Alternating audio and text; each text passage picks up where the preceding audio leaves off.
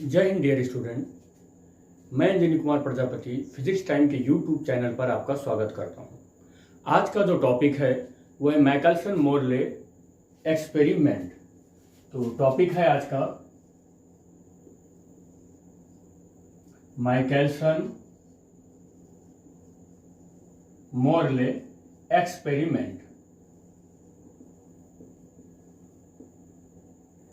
Michelson Morley experiment एक fail experiment है, एक नेगेटिव रिजल्ट देने का एक्सपेरिमेंट है और फिजिक्स में की हिस्ट्री में ये बहुत ज़्यादा इम्पोर्टेंट रोल भी प्ले करता है। लेकिन इस एक्सपेरिमेंट में क्या किया गया, हमारा ऑब्जेक्टिव क्या था, हमारा एम क्या था और ये एक्सपेरिमेंट हमें क्यों परफॉर्म करना पड़ गया, इससे पहले ये सारी क्वेश्चन को जानने से पहले हम ये देखें कि जिसके ऊपर ये पूरा का पूरा एक डिटर्मिनेशन है वो किस पर बेस्ड है, तो उसका नाम है लाइट।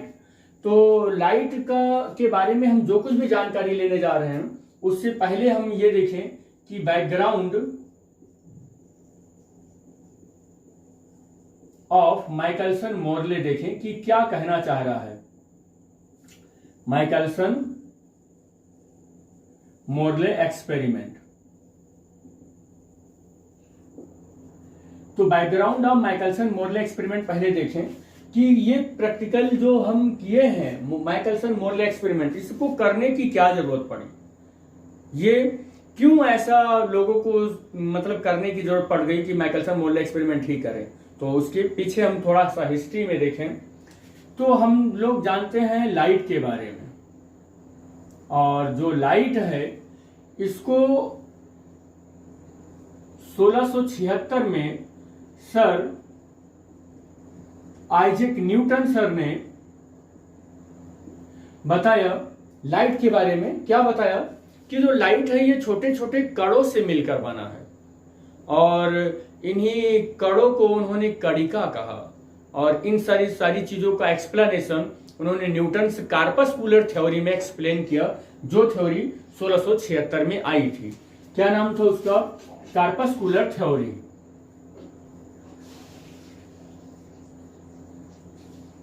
कार्पस्कुलर थ्योरी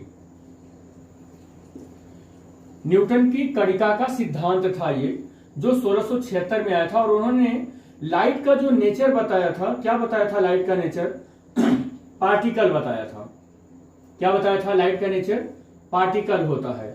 मतलब लाइट को उन्होंने अपनी थ्योरी में ऐसा ट्रीट किया जैसा कि वो पार्टिकल हो, और इसी थ्योरी को डिस्कार्ड करने के लिए, इसी थ्योरी को कह सकते हैं कि अवॉइड करने के लिए, या इस थ्योरी को किसी और ढंग से समझने के लिए और इस थ्योरी को प्रस्तुत करने के माध्यम से हम भी ऐसा हम समझ सकते हैं। फिर एक लाइट के ही नेचर को समझने के लिए एक दूसरी थ्योरी आई थी जिसे हम लोग हाइगेन्स थ्योरी बोलते हैं। हाइगेन्स प्रिंसिपल आया था, या हाइगेन्स थ्योरी भी हम बोल सकते हैं। हाइगेन्स थ्योरी आई थी, और ये थ्योरी जो थी ये एक थ्योरेटिकल बेसिस पर थी, प्रैक्टिकल इसका एविडेंस नहीं था। उनका अपना एक हाइपोथेसिस था, उस हाइपोथेसिस के बेसिस पर बताया कि जो लाइट है वो लाइट वेव नेचर का है। उन्होंने क्या बताया कि लाइट का जो नेचर है वो कैसा है? वेव नेचर है। हाइगेन्स ने क्या बताया लाइट के बारे में कि वेव नेचर है। तो उनसे ये पूछा गया कौन सा वेव है, तो उन्होंने कहा एक मैकेनिकल वेव है, ये मैकेनिकल वेव है ये, और मैकेनिकल वेव में भी लॉन्गिट्यूडनल वेव माना था उन्होंने।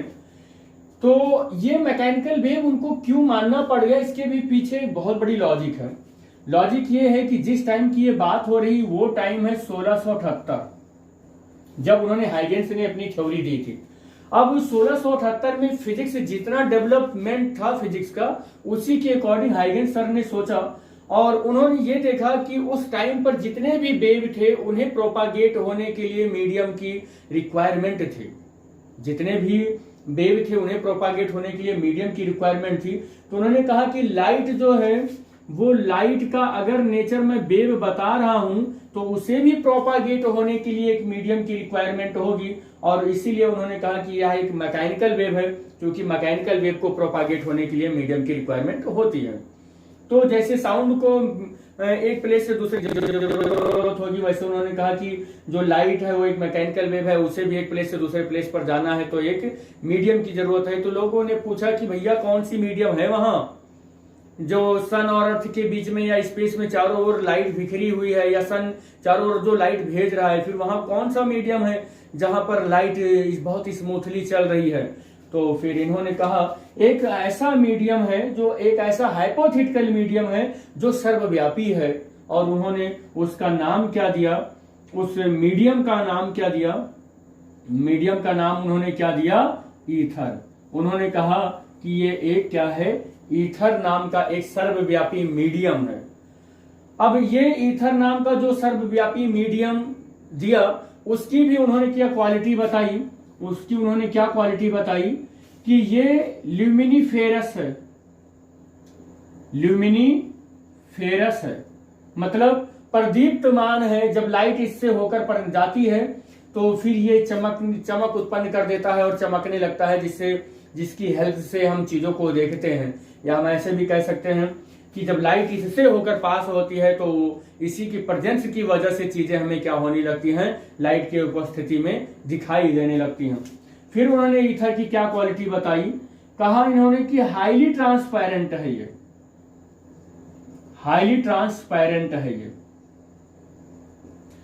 मतलब हाईली ट्रांसपेरेंट का मतलब आप देखिए कि इतना ज्यादा ट्रांसपेरेंट है कि सन से अर्थ के बीच में ये ईथर भरा हुआ है, और इतना ज्यादा ट्रांसपेरेंट है कि 1496 करोड़ किलोमीटर आर पार ऐसे दिख रहा है, मतलब लाइट वहां से चल सकता है, इतना ट्रांसपेरेंट है। आप देखें कि अगर बहुत अच्छा शीशा ले, बहुत अच्छा ग्लास लें, और वो ग्लास क्या है, अगर बिल्कुल ट्रांसपेरेंट हो, ग्लास का स्लैब ट्रांसपेरेंट हो, तो एक ग्लास का स्लैब, दूसरा, तीसरा, चौथा, पांचवा, ऐसे 10-20 ग्लास का स्लैब रख दें, तो अगर एक ग्लास स्लैब रखा हुआ है तो इसके आर पार की चीजें दिखाई दे सकती हैं, दूसरा रखा हुआ है तो आर पार की चीजें दिखाई दे सकती हैं, 3 ग्लास प्लेट रख दिया गया तब भी मान सकते हैं कि आर पार दिखाई दे सकती हैं। लेकिन जब n number of glass plate ऐसे रखी हो तो हम देखते हैं कि ज्यादा से ज्यादा 8-10 मीटर दूर तक ही ऐसे रखे हों, तब भी हमें एक साइड से दूसरे साइड की चीजें दिखाई नहीं पड़ती हैं।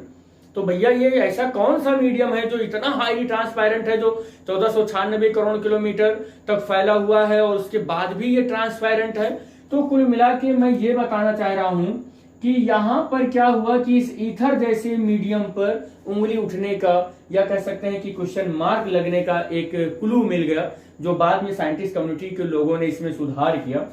दूसरा क्या बताया गया कि ये बहुत ही ज्यादा लार्ज इलास्टिसिटी है, इस मीडियम की इलास्टिसिटी कैसी है, लार्ज इलास्टिसिटी है। अब लार्ज इलास्टिसिटी है, और यह भी बताया गया कि इसकी जो डेंसिटी है वो बहुत लो है, डेंसिटी बहुत लो है, लो डेंसिटी का है। और जब ऐसी कोई लो डेंसिटी और इस तरीके से वेव होती है, और मैकेनिकल वेव माना था, तो मैकेनिकल वेव का जो स्पीड कैलकुलेट किया जाता है वो इसी फार्मूले से कैलकुलेट किया जाता है। और ये कह सकते हैं कि इट इज जो ईथर है, उन्होंने क्या बताया कि ये कैसा अवेलेबल है, ये हर एक जगह पर अवेलेबल है, सर्वव्यापी है। और एक प्रॉपर्टी और भी है इसकी, वेटलेस है। इन्होंने क्या बताया कि ये एक ऐसा मीडियम है जो वेटलेस है। अब आप देखें कि ये दो प्रॉपर्टी तो एक दूसरे के एकदम अपोज में खड़ी हुई हैं, ये दोनों प्रॉपर्टी तो एक दूसरे का एकदम अपोज करते हैं। तो ईथर, ये सारी प्रॉपर्टी, ईथर की ये सारी प्रॉपर्टी बताई गई, और ये उस टाइम पर एक्सेप्ट कर ली गई कि हाँ भैया ईथर है, और जो हमारे सन से अर्थ के चारों ओर इधर उधर ब्रह्मांड में पूरा फैला हुआ है, और ये उसकी प्रॉपर्टी है।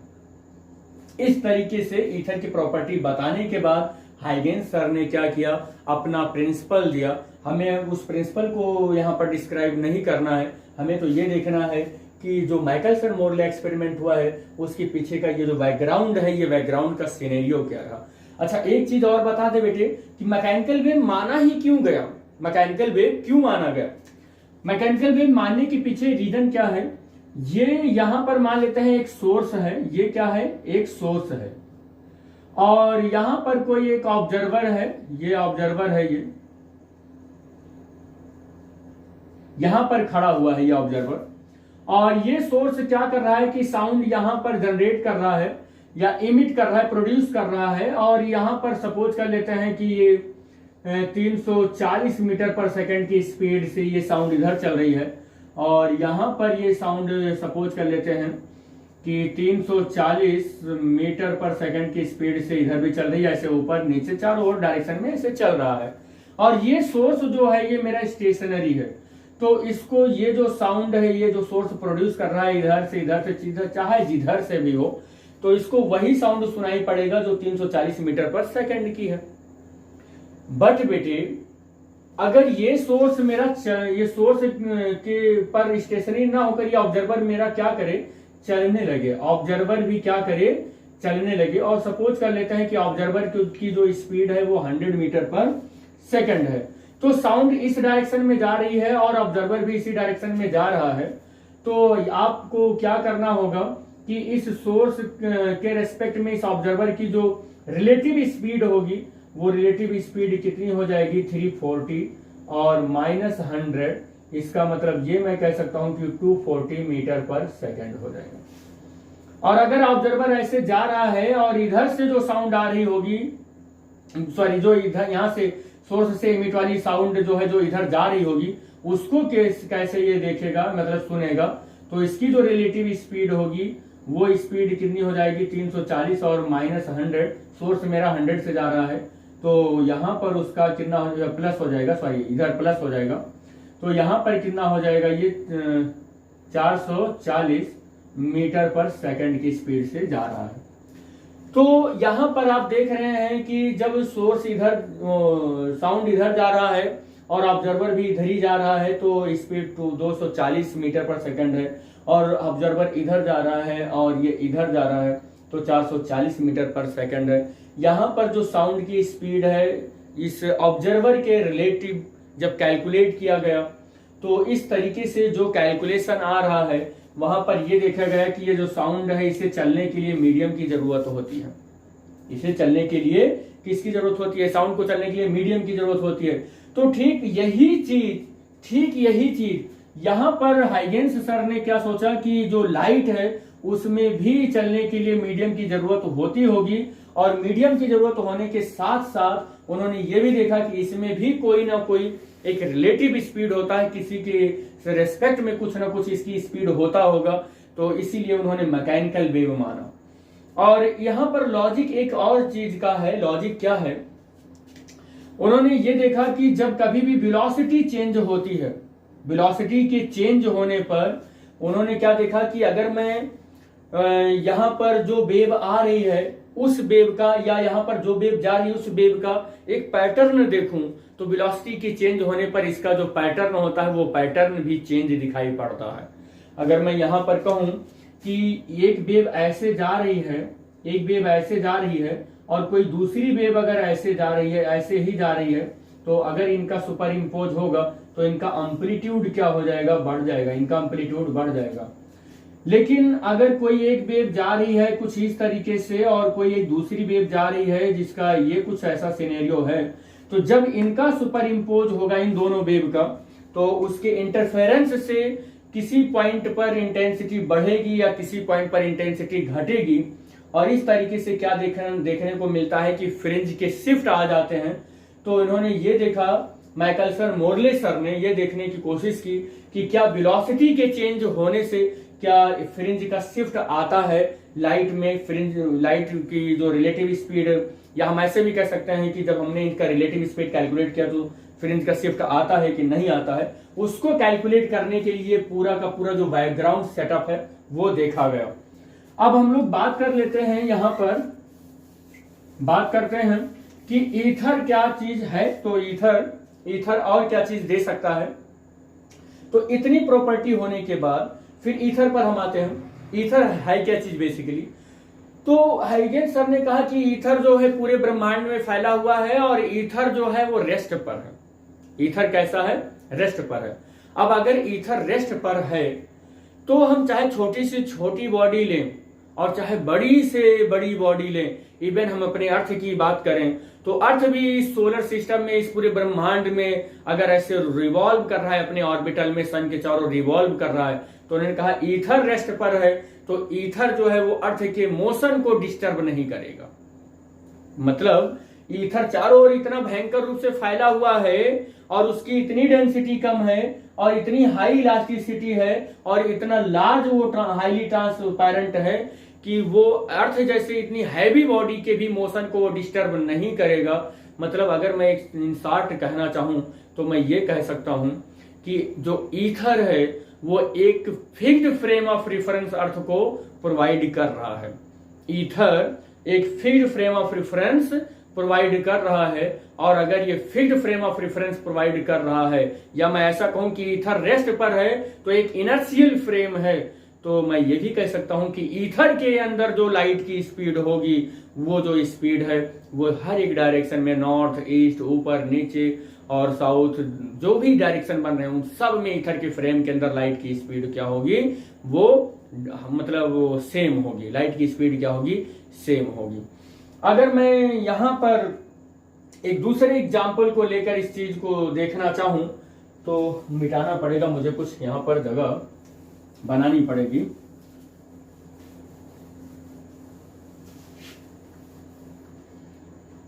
मैं Galilean transformation according to the Galilean transformation,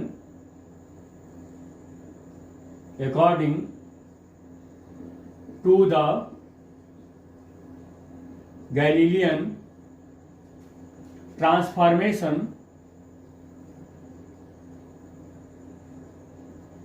लगाऊं तो पहले मैं यहां पर आपको एक छोटा सा एग्जांपल लेकर दिखाता हूं कि गैलीलियन ट्रांसफॉर्मेशन से कैसे हम पूरा सिस्टम अब एज्यूम करने चल रहे हैं। तो ये मेरे पास एक मान लेते हैं कि एक फ्रेम है जिसका नाम S है और एक कोई एक दूसरा फ्रेम है और जिसका नाम मेरे पास S प्राइम है और ये X प्राइम है और ये Z प्राइम है और ये Z है, ये O है और ये O प्राइम है।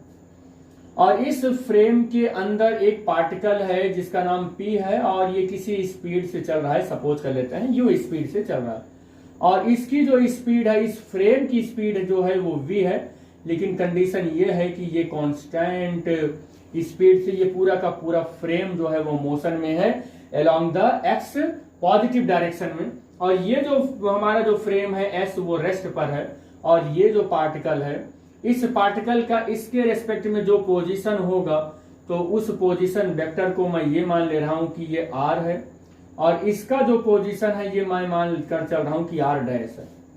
और किसी t टाइम पर यहां पर पहुंचा था, ये किसी t टाइम पर यहां पर पहुंचा था, मतलब t इक्वल टू 0 रखें तो o और o प्राइम दोनों एक जगह पर कोइंसाइड कर रहे होंगे। तो इस डायरेक्शन में अगर मैं इसका पोजीशन वेक्टर लिखूं तो ये भी पहले मैं लिख लेता हूं, ये कितना हो जाएगा अगर t टाइम में यहां पहुंचा है और v स्पीड से ये फ्रेम चल रहा है तो ये कितना हो जाएगा vt। तो मैं ये लिखना चाहूं कि r इज इक्वल टू कितना होगा तो r प्राइम प्लस vt हो जाएगा यहां से। और मुझे चूंकि वेलोसिटी वगैरह ये सब रिलेटिव वेलोसिटी देखना है तो मुझे एक बार इसका डिफरेंशिएशन करना होगा। तो जैसे ही मैं इसका डिफरेंशिएशन करूंगा t के रेस्पेक्ट में तो dr और dr प्राइम अपॉन dt हो जाएगा और प्लस ये v हो जाएगा t के रिस्पेक्ट में। जब इस इक्वेशन का डिफरेंशिएशन हुआ तो ये v मेरा कांस्टेंट है तो एज इट इज ऐसे रहेगा और t का 1 हो जाएगा। और this is the velocity of inertial frame, this is the velocity of the moving frame और मूविंग फ्रेम को हम vr से लिख रहे हैं या मैं ठीक है vr से लिख देता हूं और प्लस v हो जाएगा। और ये v मूविंग फ्रेम को vr से लिख रहा हूं और यहां से vi और माइनस v हो गया। अब आपको यहां से पता चल गया होगा कि इस पार्टिकल की जो वेलोसिटी है, इस पार्टिकल की वेलोसिटी जो है वो इस फ्रेम में s प्राइम फ्रेम के ऑब्जर्वर O ने कितना ऑब्जर्व किया vi माइनस v इतना ऑब्जर्व किया है इस पार्टिकल इस ऑब्जर्वर ने। और इसने कितना ऑब्जर्व किया है, इसने इतना ऑब्जर्व किया था vr प्लस v। अब यहीं पर एक एग्जांपल हम इस तरीके से करें, सेट कर लेते हैं कि ये मेरा एक स्टेशनरी फ्रेम है, ये रुका हुआ फ्रेम है जिसको मैं ईथर नाम दे रहा हूं, जिसको मैं ईथर नाम दे रहा हूं। और कोई एक मूविंग फ्रेम है और उस जो मूविंग फ्रेम है उसकी स्पीड को मैं ऐसा कह रहा हूं कि वो u है। ये मूविंग फ्रेम जो है उसकी स्पीड u है और यहाँ पर लाइट की जो स्पीड है वो लाइट की स्पीड मैं c कह दे रहा हूँ, और यहाँ पर जो ये मूविंग फ्रेम है ये भी कांस्टेंट ही है, ये स्पीड जो है वो कांस्टेंट है, और इसको मैं कह रहा हूँ कि ये अर्थ है। अब गैलीलियन ट्रांसफॉर्मेशन, हाँ यहाँ पर एक चीज हमने ये आपको हमें बताना है कि जो लाइट है और अर्थ की जो वेलोसिटी है वो दोनों एक ही डायरेक्शन में है। एक मिनट में देखूं रिकॉर्ड हो रहा है।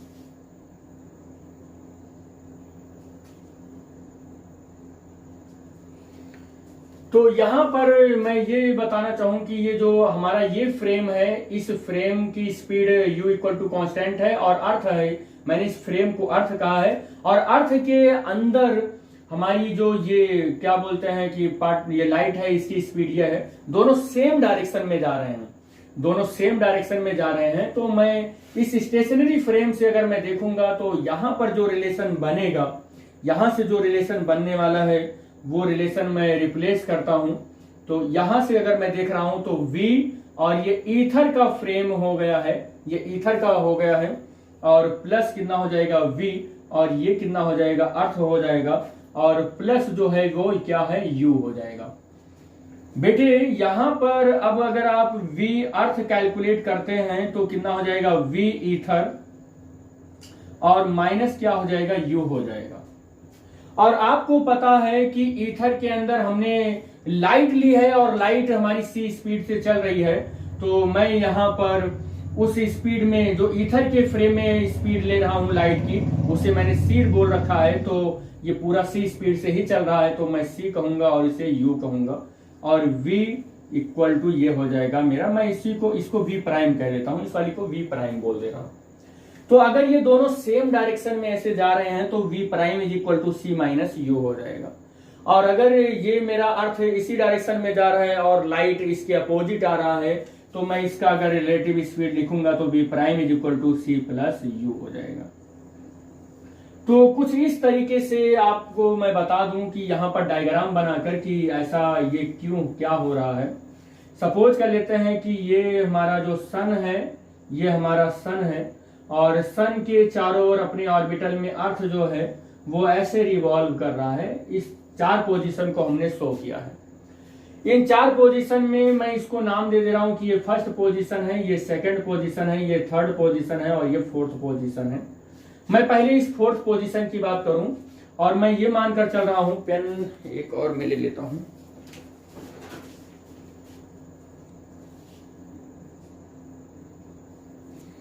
यहां पर कि मैं इस फोर्थ पोजीशन को मानकर चल रहा हूं कि इधर हमारी अगर अर्थ की स्पीड अगर मैं देखूं तो v4 इस डायरेक्शन में होगा, यहां पर अगर मैं स्पीड देखूं तो v1 इस डायरेक्शन में होगा, और यहां पर स्पीड देखूं तो v2 इस डायरेक्शन में होगा, और यहां पर स्पीड देखूं तो v3 इस डायरेक्शन में होगा।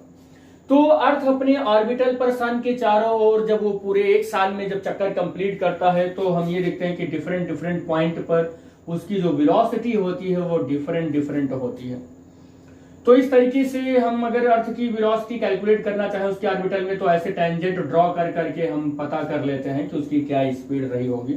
और ये अगर ईथर इसके चारों ओर है, यानी कि एक स्टेशनरी फ्रेम जो प्रोवाइड कर रखा है ईथर के फ्रेम में हमारा अर्थ क्या कर रहा है, एक मोशन में है, इस फ्रेम के अंदर ये क्या है, मोशन में है। और अगर इस पॉइंट पर मैं बात करूं और लाइट की स्पीड ये है कुछ, जिसको मैं कह दे रहा हूं कि v है, मान लेते हैं कि v है, और हमारी जो लाइट है वो लाइट की स्पीड भी इसी डायरेक्शन में है, और वो c है, लाइट की स्पीड कितनी है, वो अगर c है, यहां पर देखें ध्यान से बेटे, तो यहां पर अगर अर्थ जब है अपने ऑर्बिटल में मूव करते हुए इस पोजीशन पर जब अर्थ है, तो यहां पर अर्थ की स्पीड भी v है, लाइट की भी स्पीड c है, तो यहां पर c माइनस v इसकी रिलेटिव स्पीड बनेगी इस पॉइंट पर। लेकिन सोचो कि 3 महीने के बाद जब हमारा जो अर्थ है अपने ऑर्बिटल पर चलते हुए सन के चारों ओर यहां पहुंचेगा 3 महीने के बाद, तो फिर हमारी जो लाइट है उसकी स्पीड के परपेंडिकुलर अर्थ की वेलोसिटी हो जाएगी। लाइट तो ऐसे ही जा रही है और यहां पर परपेंडिकुलर हो जाएगा, और जब ये अर्थ 3 महीने के बाद यहां से 3 महीने के बाद यहां पहुंचेगा, तो फिर क्या हो जाएगा कि आपकी अर्थ की वेलोसिटी इधर है इस टाइम पर, और आपकी जो लाइट है वो इस डायरेक्शन में चल रही है, अब आपकी जो रिलेटिव वेलोसिटी है वो क्या हो जाएगा, इसको मैं अगर v2 कह रहा हूं तो c माइनस v2 हो जाएगा। ये कुछ ऐसे रिलेटिव वेलोसिटी बन रही है। फिर यहां पर पहुंचेगा तो फिर परपेंडिकुलर हो जाएगा। अगर आपने ऐसा माना है कि अर्थ की लाइट की स्पीड कुछ ऐसे है, ईथर में लाइट की स्पीड कुछ ऐसे है, तो आपका यही हो जाएगा, यही इसका केस बनेगा। तो आप इसका केस नंबर फर्स्ट ध्यान से देखें, ये केस नंबर मैं फर्स्ट कहूं और इसका जो इसको मैं केस नंबर सेकंड कह दूं, इसको मैं केस नंबर सेकंड कह दूं, तो आप देख रहे हैं कि यहां पर स्पीड जो रिलेटिव स्पीड है वो कम है, यहां पर रिलेटिव स्पीड कुछ ज्यादा है, यहां पर ज्यादा होना चाहिए था, यहां पर प्लस होना चाहिए था, यहां पर कुछ ज्यादा है। इन दोनों केसेस के डिफरेंट पोजीशन पर हमने टाइम कैलकुलेट किया और उस टाइम के डिफरेंस को कैलकुलेट कर लें। अगर यहां पर दोनों केसेस के टाइम के डिफरेंस को कैलकुलेट कर दें तो हम ये पाएंगे कि यहां पर जब हमारा पार्टिकल था तो यहां पर लाइट को ज्यादा टाइम लग गया था, यहां पर लाइट को ज्यादा टाइम लग गया क्योंकि यहां वेलोसिटी कम हो गई। और यहां पर अगर हम देखें तो यहां पर वेलोसिटी कुछ ज्यादा है तो यहां पर टाइम थोड़ा सा कम लगेगा क्योंकि टाइम का डिफरेंस आ गया। अब टाइम का जब डिफरेंस आ गया तो फ्रिंज शिफ्ट भी, अगर हम किसी एक अच्छे इंटरफेरोमीटर से देखें तो फ्रिंज का शिफ्ट भी आ जाएगा। हालांकि अभी फ्रिंज शिफ्ट मुझे नहीं लाना है, यहाँ पर मुझे ये देखना है कि दो केस को ऑब्जर्व करें, यहां पर वेलोसिटी कम है, यहां पर वेलोसिटी कुछ ज्यादा है, तो इस वाले केस में टाइम ज्यादा लगेगा, इस वाले केस में टाइम कम लगेगा। और इन दोनों टाइम के डिफरेंस को हम अगर कैलकुलेट कर लें तो हम क्या देखते हैं कि ईथर के फ्रेम में जो अर्थ की वेलोसिटी है वो हम कैलकुलेट कर सकेंगे। तो वो कैलकुलेट करने के लिए हमें एक कह सकते हैं कि एक क्लू मिल जाएगा कि ईथर के फ्रेम में अर्थ की वेलोसिटी क्या होगी।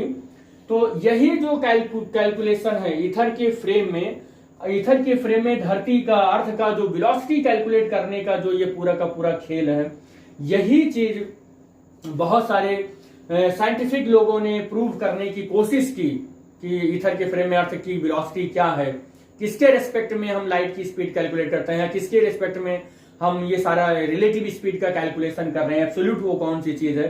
तो बहुत सारे nth number of experiment are happening in the physics history. तो फिजिक्स की हिस्ट्री में बहुत सारे ऐसे एक्सपेरिमेंट हुए, लेकिन उनमें से बहुत ही ज्यादा इंपॉर्टेंट एक एक्सपेरिमेंट हुआ जिसको हम बोलते हैं माइकलसन मोरले एक्सपेरिमेंट। तो अब हम लोग देखते हैं कि माइकलसन मोरले एक्सपेरिमेंट का कैसा मतलब उसका डायग्राम बनेगा और उन्होंने क्या क्या चीजें यूज की और माइकलसन मोरले एक्सपेरिमेंट कैसे परफॉर्म किया गया। तो अभी तक हम लोगों ने बैकग्राउंड के बारे में बात किया कि माइकलसन मोरले एक्सपेरिमेंट का एम क्या था और वो कैसे इतिहास में इंपॉर्टेंट हुआ या इस एक्सपेरिमेंट को करने की क्या जरूरत पड़ी। तो अब यहां पर हम लोग माइकलसन मोरले एक्सपेरिमेंट परफॉर्म करेंगे।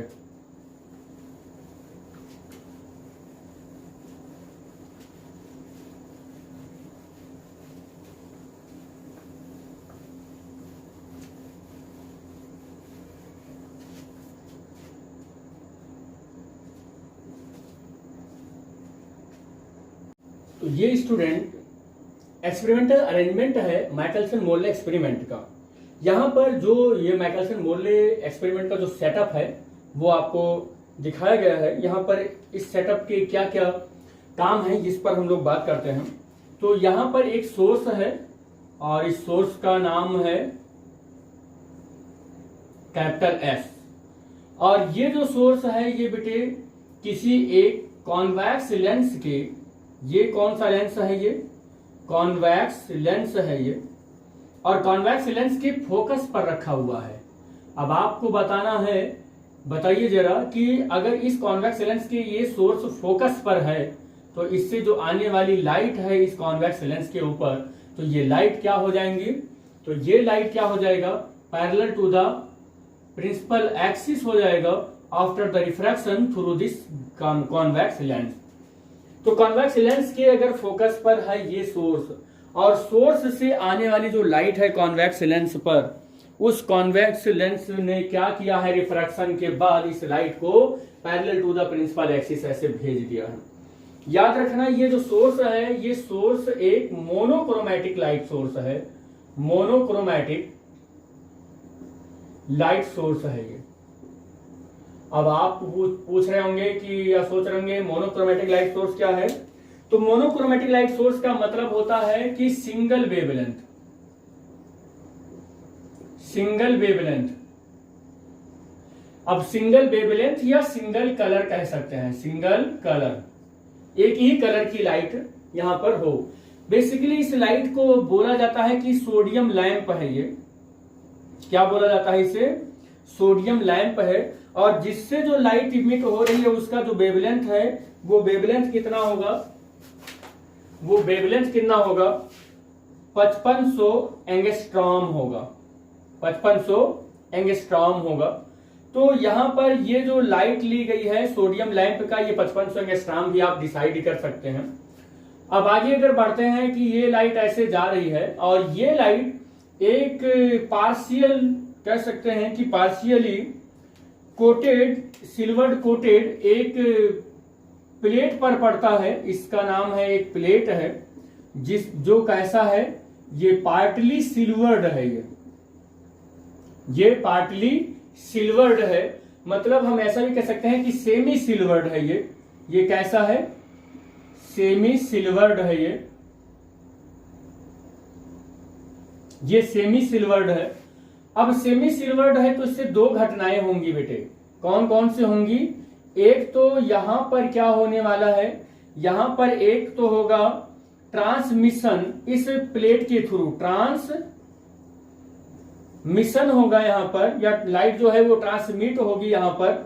तो मैं ऐसे लिख देता हूं कि ट्रांसमिशन होगा यहां पर। और दूसरा क्या होने वाला है? रिफ्लेक्शन होने वाला है यहां पर। तो रिफ्लेक्शन होने वाला है यहां पर। दो चीजें यहां पर होंगी। जो लाइट ट्रांसमिट होगी वो ये इंसिडेंट लाइट के, इंसिडेंट जो लाइट है इससे परपेंडिकुलर M2 मिरर की ओर जाएगी। और जो लाइट रिफ्लेक्ट होगी, जो लाइट रिफ्लेक्ट होगी इससे, ये जो हमारा प्लेट है जिसको मैं P कह रहा हूं, ये जो मेरा प्लेट है जिसको मैं P कह रहा हूं, इससे जो लाइट रिफ्लेक्ट होगी वो M2 की ओर जो लाइट जाएगी वो इस इंसिडेंट लाइट से बिल्कुल परपेंडिकुलर जाएगी। और जो इस प्लेट पार्शियली कोटेड जो या सिल्वर जो प्लेट है, इस प्लेट में से जो लाइट ट्रांसमिट होगी वो इसी डायरेक्शन में सीधी चली जाएगी। यानी कि इनिशियल जो लाइट आ रही थी इनिशियली, उसी डायरेक्शन में अलोंग द इनिशियल लाइन में ये चला जाएगा। ये जो लाइट है ये परफेक्टली रिफ्लेक्टेड लाइट है। जो ये मिरर है ये कैसा है? परफेक्टली रिफ्लेक्टेड मिरर है। ये रिफ्लेक्टेड मिरर है ये। और ऐसे ही एक मिरर M2 है ये, और एक मिरर हमने कौन सा लिया है? M1 लिया है। ये भी क्या है कि परफेक्टली, ये भी परफेक्टली रिफ्लेक्टेड मिरर ये भी है, रिफ्लेक्टेड मिरर ये भी है, जिसका नाम हमने क्या रखा है? M1 रखा है, और इसका नाम M2 रखा है। और ये पूरा का पूरा जो सेटअप है ये अर्थ के सरफेस पर है, अर्थ के सरफेस पर है। और यहां पर जब ये अर्थ के सरफेस पर है, और आपका इसका मैं एक अलग सेटअप बनाकर दिखा रहा हूं कि कोई एक लाइट इस पार्शियली सिल्वर्ड प्लेट पर आएगा बेटा, और आप अगर अर्थ पर ही खड़े हैं, इसी फ्रेम में हैं, तो अगर आप अर्थ के इसी फ्रेम में हैं तो अर्थ को आप ऐसा कंसीडर करेंगे कि वो चल ही नहीं रहा है। तो लाइट यहां से रिफ्लेक्ट होकर ऐसे जाएगा और मिरर M2 से ये लाइट फिर से वापस ऐसे ही चलाएगा। आपको रिफ्लेक्टेड लाइट का जो पाथ होगा वो कुछ ऐसे ही दिखेगा। और जो ट्रांसमिटेड लाइट होगी, जो M1 के थ्रू होगा, वो लाइट ऐसे जाएगा और ऐसे सीधा वापस आ जाएगा। और ये जो लाइट यहां से रिटर्न होकर आ रही है, जो लाइट यहां पर आ रही है, ये दोनों लाइट क्या हो जाएगी? दोनों लाइट आएगी और एक इस टेलीस्कोप पर, यहां से टेलीस्कोप से हम देख लेंगे, कुछ इस तरीके से दिखेगा। लेकिन आप जब इसी फ्रेम में हैं जो अर्थ है, आप जब इस अर्थ के फ्रेम से निकलकर ईथर के फ्रेम में बाहर जाके खड़े होंगे, तो आपको यहाँ पर जो ये रिफ्लेक्टेड लाइट है और यहाँ पर जो ये वाली लाइट तो ऐसे ही दिखेगी, लेकिन ये जो लाइट है इसका पाथ जो है वो थोड़ा सा चेंज दिखेगा। और ईथर के फ्रेम से जब आप देखेंगे, और वो पाथ मैंने यहाँ पर ड्रॉ किया है। अब ये पाथ दिखेगा कैसे, ये बहुत क्रिटिकल चीज है, ये बहुत क्रिटिकल सिचुएशन है। हम इसी मुद्दे पर बात करेंगे कि ये कैसे दिखेगा। तो यहां पर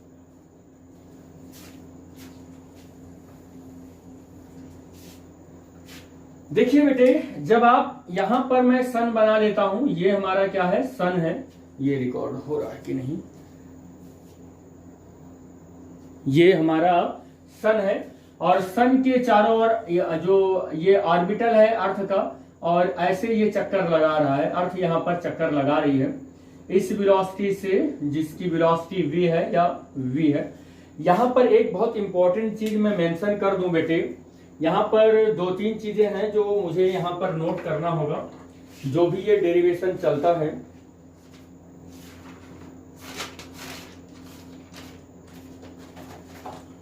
इस डेरिवेशन को करते वक्त कितने अजम्पशन लिए गए थे। अजम्पशन क्या है, ये फर्स्ट ये है कि ether is at rest. Ether को कैसा माना गया है, ईथर इज एट रेस्ट। पहले तो ये माना गया है कि ईथर रेस्ट पर है रिलेटिव टू सन,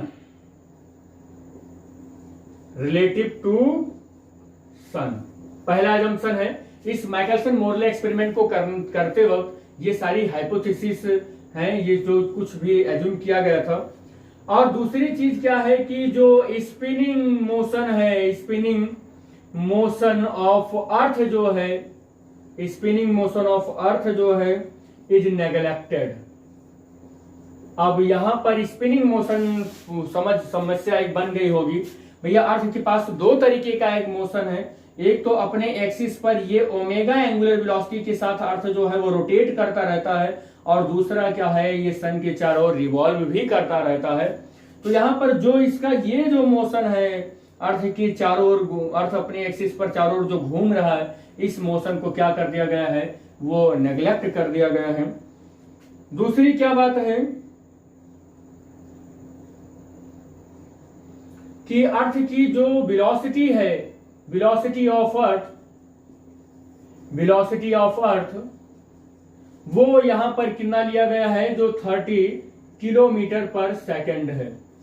तो अप्रोक्सीमेटली ये 29.3 into 10 to the power 3 something कुछ होता है मीटर पर सेकेंड, और उसी को राउंड ऑफ करके 30 किलोमीटर पर सेकेंड लिख दिया गया है। यहाँ पर ये इतने एजम्पशन यहाँ पर चलेंगे। आपको ये भी बता दूं कि ये जो प्रैक्टिकल है, ये प्रैक्टिकल सबसे पहले माइकलसन सर ने 1881 में किया था। इस प्रैक्टिकल को 1881 में इस प्रैक्टिकल को किया था, लेकिन उनको लगा कि जब ये प्रैक्टिकल के उन्होंने जो एक्सपेक्टेशन किया था वो एक्सपेक्टेशन नहीं आया ना, तो उनको ऐसा लगा कि शायद मैंने कुछ गलती कर दी, इस प्रैक्टिकल में कुछ गलत हो गया, या मैं उस चीज को समझ नहीं पाया।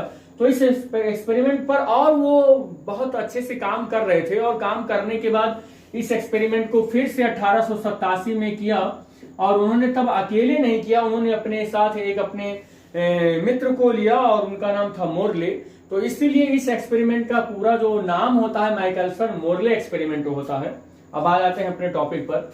तो जब सन के चारों ओर अर्थ ऐसे रोटेट कर रही होती है, सन के चारों ओर अर्थ रोटेट कर रही होती है, तो हम क्या है, इस पूरे सेटअप को, जो माइकलसन मोरले एक्सपेरिमेंट है, तो इस सेटअप को हमने कहां पर रखा हुआ है, अर्थ के पर ही रखा हुआ है।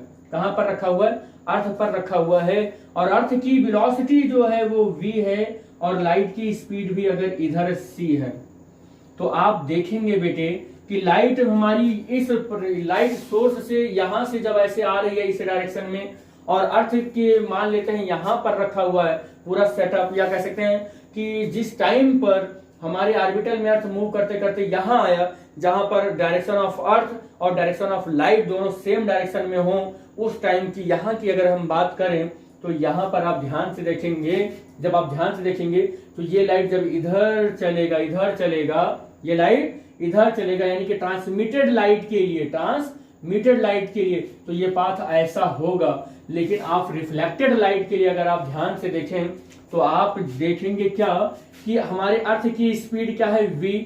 तो v स्पीड से t टाइम में मान लेते हैं यहां आ गई, तो यहां इस वाले में ये जो लाइट यहां से जो रिफ्लेक्ट होगी, वो सीधा यहां से इस पाथ को फॉलो करके ऐसे वापस नहीं आने वाला है, वो लाइट क्या होगा कि थोड़ा सा क्या होगा कि c स्पीड से चलते हुए t टाइम में यहां पर आके मिलेगा। ऐसा क्यों आके यहां पर मिलेगा? क्योंकि ये पूरा सेटअप अर्थ के सरफेस पर रखा हुआ है, तो अर्थ के साथ भी इस डायरेक्शन में पूरा का पूरा सेटअप चल रहा है, और इस डायरेक्शन में पूरा का पूरा सेटअप चल रहा है। तो लाइट जिस टाइम पर यहां से रिफ्लेक्ट होगा उस टाइम पर मिरर यहां नहीं रहेगा, क्योंकि अर्थ के ऊपर ही पूरा सेटअप है, तो ये मिरर भी यहां आ जाएगा और लाइट भी यहां पर क्या हो जाएगा, पहुंचेगी, जो पॉइंट बी डैश होगी।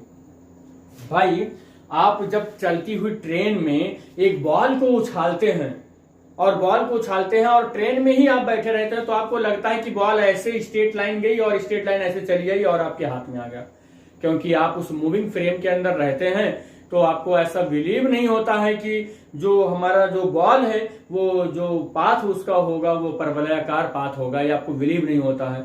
ये बिलीव कहां से मिलता है? जब आप उस ट्रेन से उतरते हैं और ऑब्जर्वर बनकर ट्रेन की पटरी के किनारे से आप देखते हैं कि फिर बॉल जो उछाल रहा है वो बॉल एक परवलयाकार पथ ट्रेवल कर रहा है और फिर उस हाथ में आ रहा है, एक पैराबोलिक पाथ को ट्रेस करके हाथ में आ रहा है। ठीक उसी तरीके से यहां पर आप इस पूरे सेटअप को लेकर कहां पर हैं? अर्थ की सरफेस के ऊपर हैं, और अर्थ इस स्पीड से चल रहा है और लाइट की भी स्पीड इसी डायरेक्शन में है। तो आप देखिए कि जैसे ही आपने यहां पर मिरर लगाया और लाइट रिफ्लेक्ट हुई, तो आप ये बताइए कि आपने मिरर यहां पर लगाया है तो लाइट क्या इसको यहीं पर जो रिफ्लेक्ट होगी इस मिरर से, यहीं से रिफ्लेक्ट होगी? कभी नहीं होगी। ये लाइट क्या होगी, v वेलोसिटी से जब अर्थ आगे बढ़ गया तो ये मिरर भी v वेलोसिटी से आगे बढ़ गया, ये मिरर भी v वेलोसिटी से आगे बढ़ गया। और जब मिरर भी v वेलोसिटी से आगे बढ़ गया तो इस मूविंग फ्रेम के अंदर जो v कांस्टेंट स्पीड से मूव कर रहा है, तो यहां पर जो लगा हुआ मिरर है उस मिरर की भी पोजीशन यहां पर इतनी हो जाएगी। और अगर मैं कहूं कि इस मिरर का इस इनिशियल लाइट की डायरेक्शन में लेंथ स्मॉल l है, ये l है, और ये जो मिरर लगा हुआ है इसकी भी लेंथ मैं कहूं कि ये भी स्मॉल l है। ये दोनों की जो लेंथ है वो सेम है। और मैं आपको जानकारी के लिए ये भी बता दूं कि माइकलसन सर ने इस प्लेट से जो लेंथ इसकी ली थी, M2 मिरर की जो डिस्टेंस रखी थी, ये उन्होंने कितना रखा था? ये उन्होंने रखा था अप्रोक्सीमेटली 11 मीटर रखा था। किसी बुक ने इसको 10 मीटर भी कह रखा है, तो 11 मीटर रखा था। तो अब ये बताइए बेटे कि ये अगर 10 मीटर है, 11 मीटर है, और ये भी हमारा कितना है? ये भी 11 मीटर है। तो इधर से इधर लाइट यहां से और यहां पर गई और यहां से यहां तक आई, तो अगर ये पूरा का पूरा फ्रेम स्टेशनरी होता तो 22 किलोमीटर, या मैं M2 मिरर और इस M1 मिरर की पूरी डिस्टेंस ट्रेवलिंग डिस्टेंस को जोड़ूं तो L1 प्लस L ये भी 22 बनेगा। लेकिन ऐसा नहीं हो रहा है। लाइट यहां से जिस टाइम पर रिफ्लेक्ट हो रही है, लाइट का ये पाथ है, ऐसा इसलिए हो रहा है क्योंकि जो पूरा सेटअप है वो अर्थ के सरफेस पर रखा हुआ है, और अर्थ का सरफेस जब मूव कर जाएगा तो उससे एसोसिएटेड जो M2 मिरर है वो भी मूव कर जाएगा।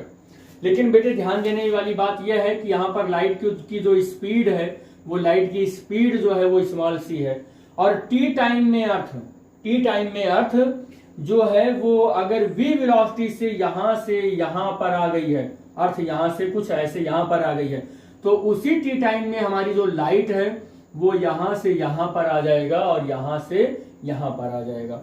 तो हम सपोज कर लेते हैं कि टी टाइम में हमारी जो अर्थ है वो यहां से खिसक कर यहां आ गया है, यानी कि अर्थ पर जो सेटअप रखा हुआ था वो यहां से यहां तक आ गया है, क्योंकि अर्थ की वेलोसिटी जो है वो पूरे सेटअप की वेलोसिटी है। तो ये पूरे सेटअप की जो वेलोसिटी v है, तो टी टाइम में वो v स्पीड से यहां आ गया है, तो लाइट भी उसी टी टाइम में ऐसे जाकर और यहां तक आ जाएगा। तो मैं ये मानकर चल रहा हूं कि जो टी टाइम में यहां से यहां तक ही आ रहा है, उसी का आधा टाइम, जिसको मैं T1 कह रहा हूं, T1 में ये P से B तक लाइट पहुंच पाएगी। T1 देखो, ये लाइट जो है यहां से सीधे जा रही है और यहां टकराने के बाद रिफ्लेक्ट होने के बाद यहां पर पहुंच रही है, तो टी टाइम लग रहा है, तो टी टाइम का आधा टाइम यहां से और यहां तक पहुंचने में लगेगा। और c स्पीड से लाइट चल रही है, तो ये डिस्टेंस कितना होगा? इसे हम स्मॉल टी कह दे रहे हैं, इसको T1 कह दे रहे हैं और इसको स्मॉल टी कह दे रहे हैं। ct टाइम में लाइट यहां पहुंचेगा, और अगर ये ct टाइम में लाइट यहां पहुंचेगा और ये कुछ अगर टी ही टाइम में यहाँ से यहाँ पर पहुंच रहा है, तो ये इतना अगर मैं कहूँ ये इतना, तो ये कितना हो जाएगा t1 टाइम में ये भी यहाँ पहुंचेगा, तो ये भी क्या हो जाएगा vt हो जाएगा। तो ये कितना हो जाएगा vt हो जाएगा, ये दिख रहा होगा आपको vt, ठीक, ये vt। बाकी चीजों को मैं मिटा देता हूं, तभी ये कुछ नहीं तो बहुत इसमें दिक्कतें आ जाएंगी। तो यहाँ पर ये मिटा देंगे तो थोड़ा सा साफ लगने लगेगा ना डायग्राम। ये यहाँ पर अब बेटे देखो, ये यहां से यहां तक लाइट यहां तक आने में मैं ये मानकर चल रहा हूं कि t1 टाइम लगा है, तो इतने में इस t1 का आधा टाइम जिसको मैंने स्मॉल t कहा है, और ये प्लेट इस अर्थ के सरफेस पर है और v वेलोसिटी से चल रहा है और t1 टाइम लग रहा है, तो vt1 टाइम में यहां पहुंचेगा। लेकिन मैंने उसको क्या बोला है कि उसका आधा जो टाइम है स्मॉल t है, तो यहां तक पहुंचने में इसको कितना टाइम लगेगा vt टाइम लगेगा। अब आपको अगर ये मैं कहूं कि ये आप कैलकुलेट कर लीजिए, तो ये कितना है, ये स्मॉल l है, क्योंकि ये l है तो ये भी l है। अब यहां पर आप क्या लगा लेंगे कि पाइथागोरस थ्योरम लगा लेंगे ट्रायंगल पी ओ और बी में, और पाइथागोरस थ्योरम लगाएंगे तो आपको क्या मिलेगा, यहां से देखो सी टी का होल स्क्वायर और is equal to V T का होल स्क्वायर और वी टी का होल स्क्वायर और प्लस एल स्क्वायर। बेटे यहाँ पर सी स्क्वायर टी स्क्वायर और we square small T square और प्लस एल स्क्वायर हो जाएगा, और आपको टी निकालना है बेसिकली, तो ये इधर आ जाएगा, तो C square minus we square और small T square is equal to L square. और अब जब आप टी इक्वल टू निकालेंगे तो स्मॉल एल अपान और अंडर रूट के में क्या हो जाएगा सी स्क्वायर माइनस वी स्क्वायर। और यहां से बेटे आप क्या करने वाले हो, सी कॉमन कर लेंगे तो एल बाई सी हो जाएगा, और अंडर रूट के अंदर कितना हो जाएगा 1 minus we square upon C square. कितना हो जाएगा अंडर रूट के अंदर वी स्क्वायर अपान सी स्क्वायर, ये मिलेगा। तो ये कौन सा टाइम मिला बेटा आपको, लाइट यहां से यहां तक जब आ रही है तो इतना टाइम मिला। अब आप क्या करो कि इतने यहां से यहां तक और यहां से यहां तक आने में हमने t1 टाइम माना है। कितना टाइम माना है, t1 टाइम माना है, और ये इसका जस्ट हाफ है, तो ये जो टाइम है इसका मतलब क्या हो गया है, इसका मतलब ये हो गया, इसका मतलब ये हो गया कि जो हमारा t1 है वो 2 स्मॉल t है। भाई देखो यहां से यहां तक आने में लाइट को t टाइम लगा, यहां से यहां तक आने में भी t टाइम ही लगेगा, तो ये t1 किसके इक्वल हो जाएगा 2t के इक्वल हो जाएगा। तो ये हमने स्मॉल t की वैल्यू निकाल रखी है। तो यहां पर मैं ऐसा कुछ लिखता हूं कि small t1 is equal to 2, और ये जो स्मॉल t की वैल्यू है वो l है और c है और under root 1 minus we square upon C square है। बेटे यहां पर जो है वो स्मॉल t1 की वैल्यू लाइट यहां से और यहां तक आती है, तो वो पूरी वैल्यू हमें पता चल गई। यहां पर मैं t1 is equal to 2l by c और 1 minus we square upon C square का पावर 1 बाई 2 विथ माइनस, और एक्सपोनेंशियल सीरीज से इसको मैं एक्सप्लोर करता हूं तो मुझे क्या मिलेगा, यहाँ पर थोड़ा सा क्या मिलेगा, तो t1 is equal to 2l by c और यहाँ पर 1 plus v square upon 2c square, ये हमें टर्म मिलेगा। हमने हाइयर टर्म जो है v square by C square का, जो आगे का टर्म है वी की पावर 4 अपान सी की पावर 4, और पूरा ये जो टर्म मिलेगा वी की पावर 6 अपान सी की पावर 6, इस वाले टर्म को छोड़ दिया। क्यों छोड़ दिया, देखिए आप वी और सी को देखें।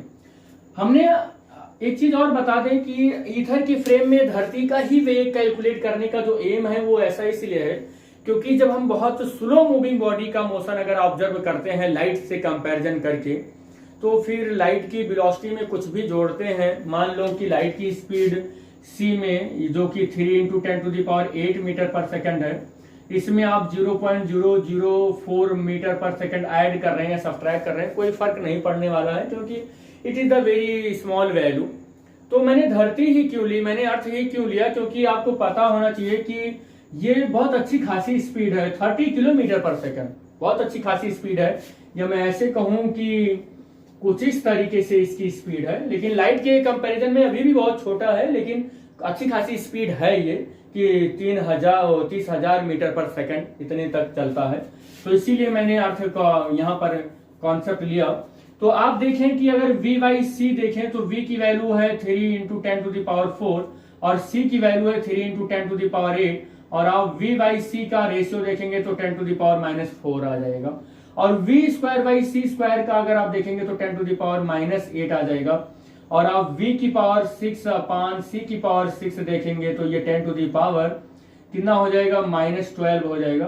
तो आप देख रहे हैं कि ये वैल्यू कंटिन्यूअसली डिक्रीज होता चला जाएगा। तो आप इस बात को शायद समझ गए होंगे कि जब मैंने इस टर्म को एक्सपोनेंशियली एक्सपोज किया तो v square by C square या v बाई सी के हायर टर्म को क्यों नेग्लेक्ट किया, क्योंकि हमें इसके आगे से इतनी छोटी छोटी वैल्यू मिलती कि फिर उनका कोई मतलब ना रह पाता यहाँ पर जोड़ने या घटाने का इस टर्म के अंदर।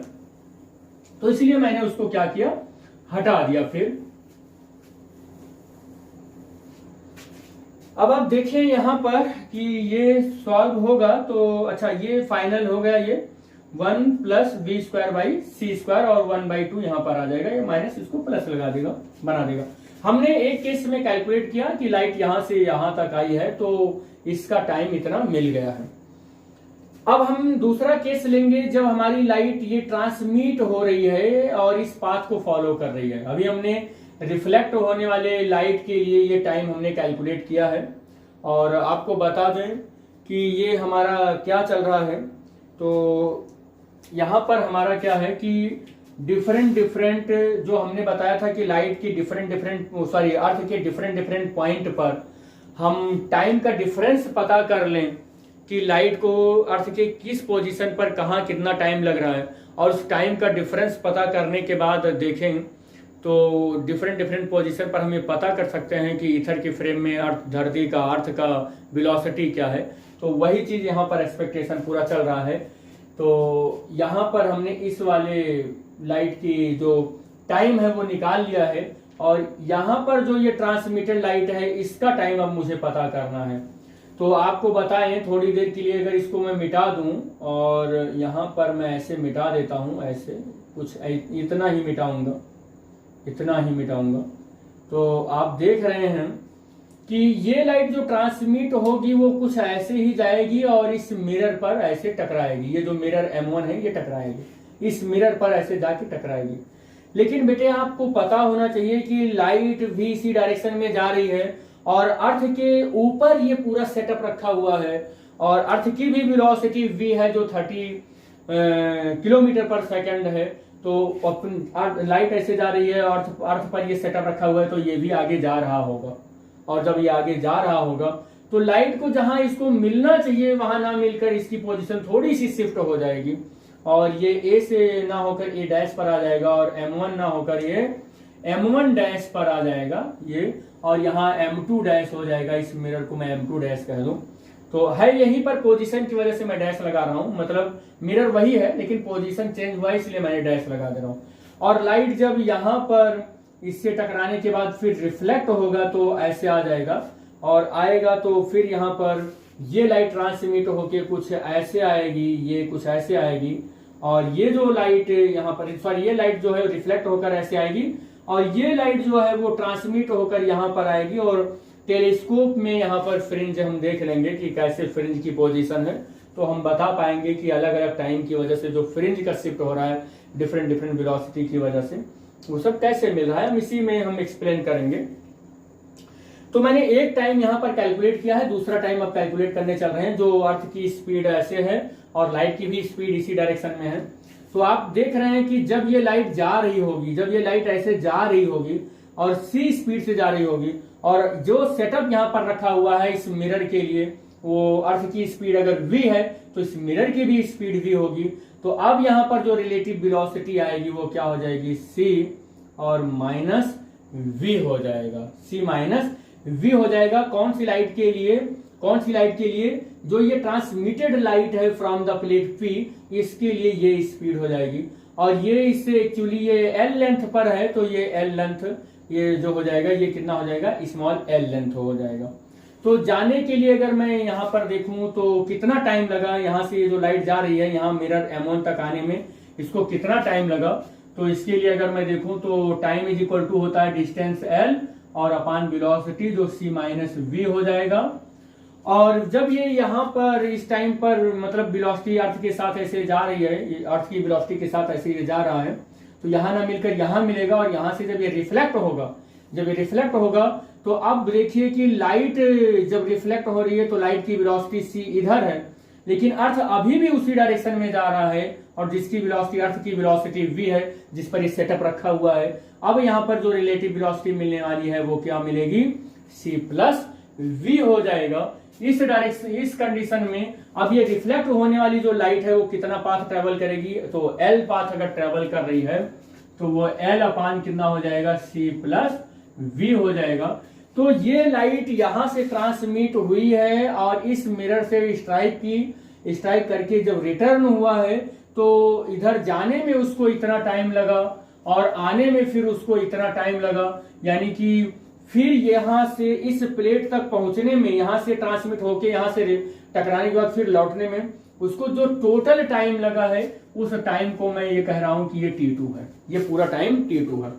भाई फिर से देखो, ये लाइट यहां से ट्रांसमिट हुई और गई है, तो इसको जो टाइम लगा है उस टाइम को हम क्या करेंगे, लेंथ अपान वेलोसिटी कर देंगे। लेंथ l है और वेलोसिटी, रिलेटिव वेलोसिटी उसकी c माइनस v है। जब यहां से रिफ्लेक्ट होकर लाइट इधर आ रही है, फिर भी अर्थ इधर जा रहा है v वेलोसिटी के साथ, अब रिलेटिव वेलोसिटी इतनी है और अब क्या हो गया है कि l ही लेंथ अभी ट्रैवल करेगा, तो आने में उसको जो टाइम लगा है वो टाइम इतना है। तो नेट टाइम इस वाली लाइट के लिए, जो ट्रांसमिटेड लाइट थी, इसके लिए जो नेट टाइम होगा वो कुछ इतना हो जाएगा। और इतना हो जाएगा तो इसको कैलकुलेट कर लेते हैं। T2 is equal to L common कर लेंगे तो ये हो जाएगा 1 upon C minus B plus 1 upon C plus B. और बेटे यहाँ पर T2 is equal to L और क्रॉस मल्टीप्लाई हो जाएगा C प्लस बी और प्लस C माइनस बी हो जाएगा और ये C square minus B square हो जाएगा। बेटे V से V कैंसिल हो जाएगा और फिर कितना हो जाएगा, ये 2C और L और C square minus B square और 2CL, C स्क्वायर कॉमन कर लेंगे तो कितना हो जाएगा 1 minus B square upon C square और यहाँ पर एक C से एक C कैंसिल हो जाएगा 2L अपान C और अपान में कितना हो जाएगा 1 minus B square upon C square. ऊपर ले जाएंगे कितना हो जाएगा 2L बाई C और 1 minus B square upon C square का होल पावर माइनस 1 हो जाएगा यहाँ पर। तो अब आगे भी हमें कुछ करना पड़ेगा यहाँ पर। यहाँ क्या मिटा दूं तो काम हो जाएगा। अच्छा यहीं पर अभी देख लेते हैं, यहीं पर देख लेते हैं, ये दिखेगा कि नहीं दिखेगा, देख लेते हैं। ये दिखना तो चाहिए, दिख रहा है। तो यहाँ पर कितना हो जाएगा, ये जो T2 टाइम है, ये T2 time 2L by C और फिर एक्सपोनेंशियल फार्मूला लगाकर सीरीज से हम इसको एक्सपैंड करेंगे तो 1 minus we square upon C square और ये प्लस हो जाएगा। और अब हम, मुझे लगता है कि ये बताने की कोई जरूरत नहीं है कि इसके हाइयर टर्म को मैंने क्यों नेग्लेक्ट किया, क्योंकि इससे पहले हम लोग उसमें चर्चा कर चुके हैं कि इसके हाइयर टर्म को क्यों नेग्लेक्ट किया है हम लोगों ने।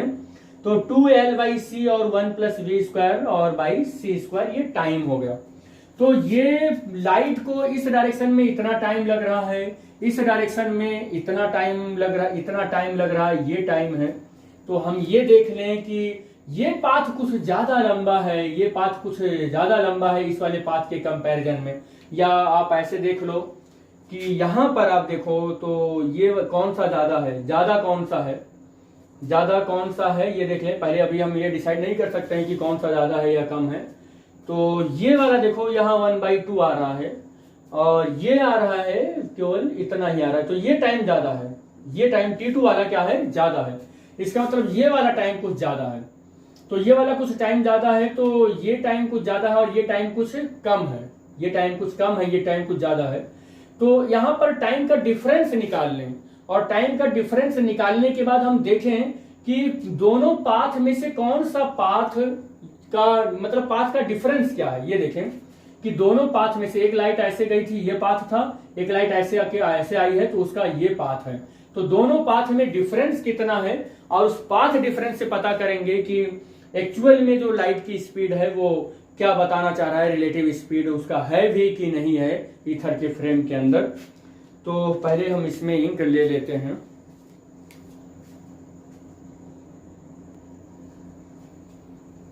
तो बेटे हमने इस डायरेक्शन में टाइम कैलकुलेट कर लिया है, जिसकी value t1 is equal to 2L/c 1 plus v²/2c है।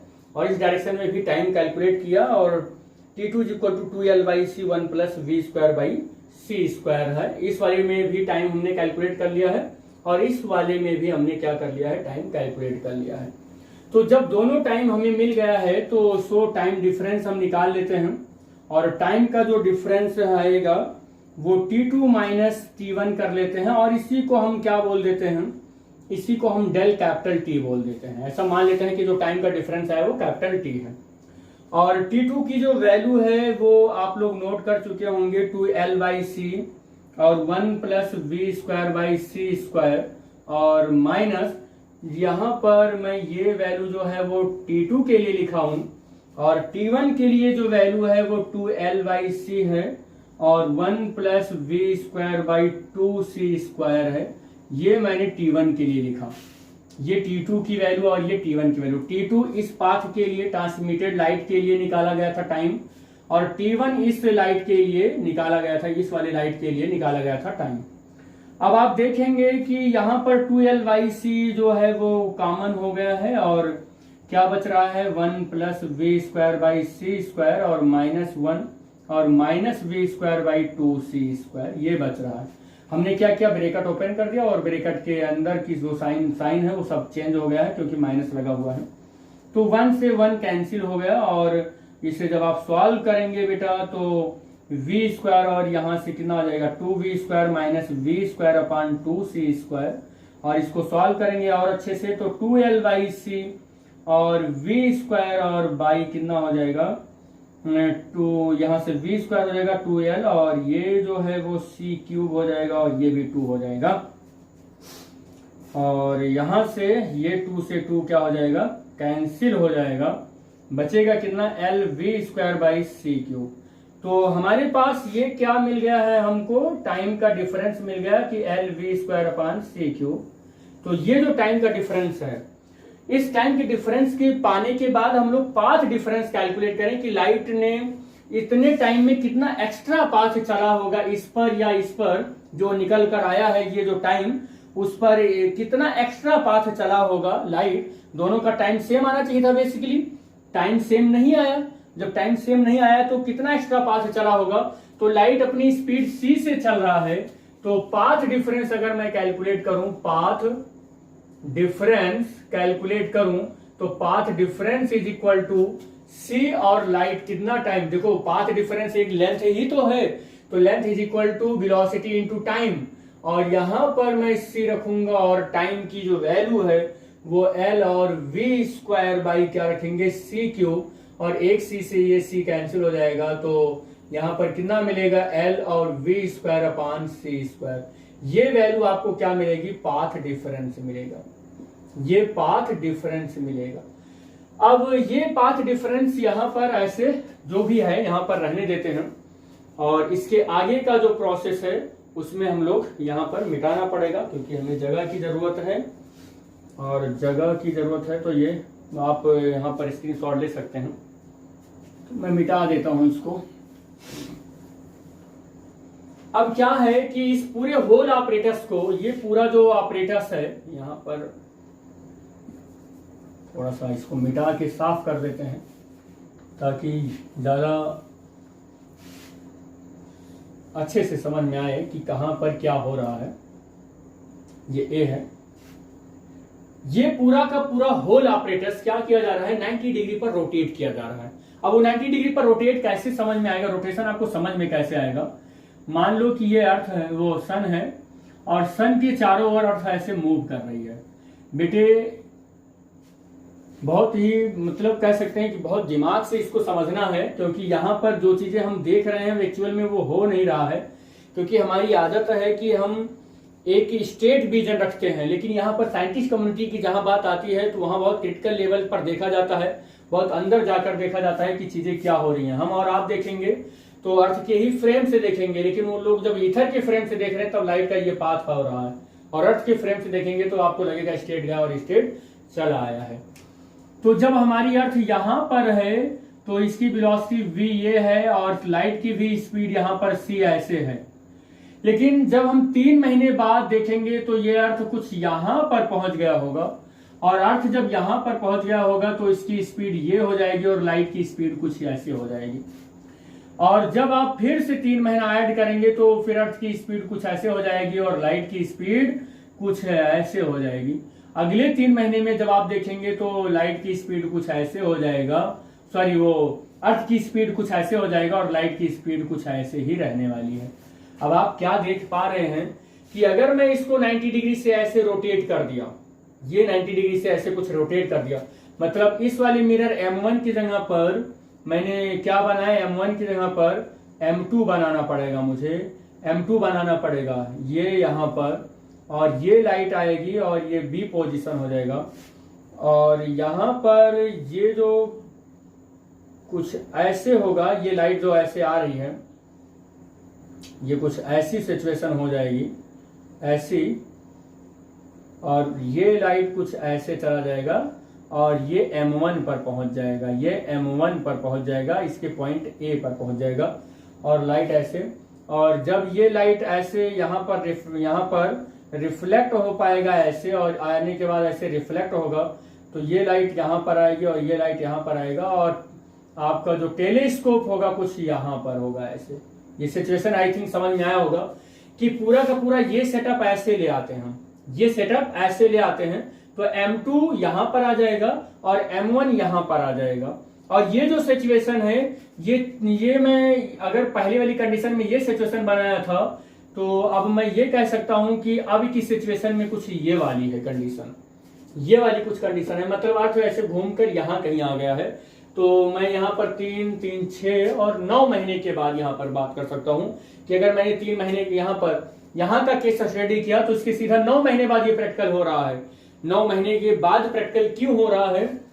क्योंकि ऐसा माइकलसन मोर्ले सर के दिमाग में था कि हो सकता है कि यहाँ पर लाइट की स्पीड या कोई भी फ्रिंज का शिफ्ट ना मिल रहा है, नहीं मिल पाए, तो डिफरेंट टाइम पर डिफरेंट वेदर में डिफरेंट कह सकते हैं कि प्लेसेस पर जब इसको किया जाएगा तो हो सकता है फ्रिंज का शिफ्ट मिले, और उस तरीके से फ्रिंज की शिफ्ट मिलने पर हम चीजों को जो यहाँ पर एक्सपेक्टेशन हमारा है वो करेक्ट हो पाए। तो यहाँ पर पूरा जब हमने इसको पलट दिया तो अब देखिए जो आपका ये वाला जो टाइम था, जो यहाँ का टाइम T2 था, अब वो यहाँ का हो गया है T2, और जो ये वाला टाइम मैंने T1 माना था अब वो T2 का टाइम हो गया है। तो जो पहले T1 था अब वो T2 हो गया है, और जो पहले T2 था अब वो क्या हो गया है, T1 हो गया है। ध्यान से देखना, जो पहले T1 था अब वो T2 हो गया है, जो पहले T2 था अब वो क्या हो गया है, T1 हो गया है। बेटा ये पूरा का पूरा सेटअप 90 डिग्री पर हमने रोटेट करा दिया है, और जब रोटेट करा दिया है तो ये मेरा क्या था, ये T1 था मैंने, और इस T1 को कैलकुलेट किया था 2L/c और 1 + v²/2c। अब यहाँ पर वो T1 इसके लिए हो जाएगा, और ये T2 था जो कि 2L/c 1 + v²/2c हो जाएगा, 2c स्क्वायर भी होगा, स्क्वायर हो जाएगा। और यहाँ पर जो ये वाली वैल्यू थी, ये वैल्यू T1, ये वैल्यू T2 इक्वल टू थी, और T2 इक्वल टू कितनी थी ये वैल्यू, ये था 2L/c और 1 + v²/c², जो कि अब ये जो T2 है ये T2 था ये, तो ये T1 के लिए हो जाएगा। बेटे यहाँ पर जो ये वैल्यू थी, ये वैल्यू अब यहाँ आ गई है जो T2 के इक्वल है, और जो T2 है वो वैल्यू यहाँ आ गई है जो T1 के इक्वल है, इंटरचेंज हो गई है पूरी की पूरी वैल्यू, और 2L/c और 1 + v²/c²। अब बेटे यहाँ पर इस केस में भी टाइम का डिफरेंस हम कैलकुलेट करें अगर, तो टाइम का डिफरेंस कैलकुलेट करने पर हमें क्या मिलेगा वही ठीक टाइम का डिफरेंस मिलेगा जो इससे पहले वाले केस में यहां पर जो टाइम का डिफरेंस मिला था। तो अब अगर मैं फिर से टाइम का डिफरेंस कैलकुलेट करूं तो del t is equal to l और we square upon c cube, वही का वही मिलेगा, बस इसको मैंने डेल टी वन कहा है तो इसको डेल टी टू कह दे रहा हूं। अब बेटे अगर मैं इस वाले केस की बात करूं तो ये वाला केस क्या बन रहा है ये मैं दिखा दूं। अगर ये सन है और ये यहाँ पर अर्थ इस डायरेक्शन में v वेलोसिटी से जा रहा था और लाइट भी c वेलोसिटी से इधर जा रही थी, तो ये वाला केस था। तो ये वाला केस कुछ ऐसा है कि इंटरफेरोमीटर यहाँ लगा हुआ है, इंटरफेरोमीटर यहाँ लगा हुआ है। ऐसा सपोज कर लो कि ये केस ऐसे 90 डिग्री पर रोटेट करा दिया गया है, तो लाइट की वेलोसिटी c इधर है और ये इधर है, ऐसा ये वाला केस आप एज्यूम कर सकते हैं कि कुछ इस तरीके का केस है जब हमारी जो अर्थ है वो अपने ऑर्बिटल पर चलते चलते चलते चलते यहां कहीं आ जाएगा, तब के लिए।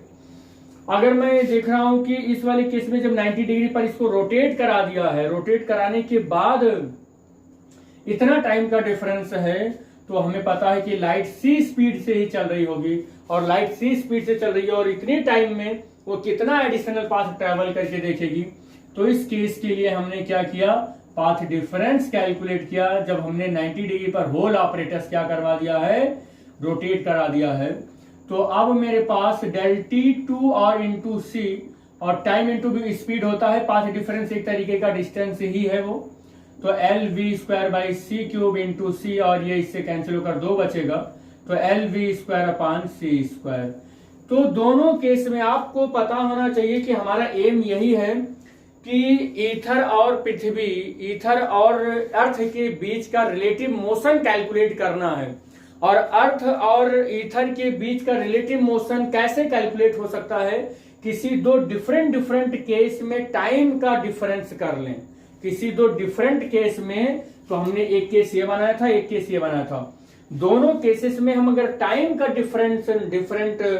डिफरेंस मालूम कर लें तो उससे हमको पाथ का डिफरेंस मिलेगा और फिर हमें ईथर और अर्थ के बीच का रिलेटिव जो वेलोसिटी है वो हमें मिल जाएगा। तो हमने यहाँ का पाथ डिफरेंस कैलकुलेट कर लिया, इस वाले केस का पाथ डिफरेंस यहाँ पर कैलकुलेट कर लिया और दोनों केस में हमने क्या देखा कि क्या डिफरेंस है कि ये 90 डिग्री पर यहाँ पर इससे 90 डिग्री पर रोटेट कराया है तब का पाथ डिफरेंस है और जब नहीं रोटेट कराया था तो तब का पाथ डिफरेंस है। दोनों पाथ डिफरेंस आप ध्यान से देखेंगे कि ये सेम है, तो पाथ डिफरेंस क्या हो जाएगा, ऐड हो जाएगा। दोनों केसेस में पाथ डिफरेंस क्या हो जाएगा, ऐड हो जाएगा। तो बेटे हमने दोनों केस में क्या देखा कि पाथ डिफरेंस हमें मिल गया है L we square by C square. तो when a whole apparatus is rotated through the 90 degree refracted and transmitted beam are the interchanging soon rotating path, the difference between the interfering beam becomes। तो हमने ये देखा कि जब हमने पूरा apparatus rotate करा दिया, रोटेट कराने से पहले और रोटेट कराने के बाद दोनों का रिफ्रैक्टेड और ट्रांसमिटेड बीम जो है वो पाथ डिफरेंस जो बना रहे थे वो l we square by C square ही कर रहे थे। तो दोनों केस का पाथ डिफरेंस जो है वो पाथ डिफरेंस इतना आ जाएगा, पाथ डिफरेंस कितना आ जाएगा, दोनों केस का नेट पाथ डिफरेंस कितना आ जाएगा, वो आ जाएगा 2LV square by C square.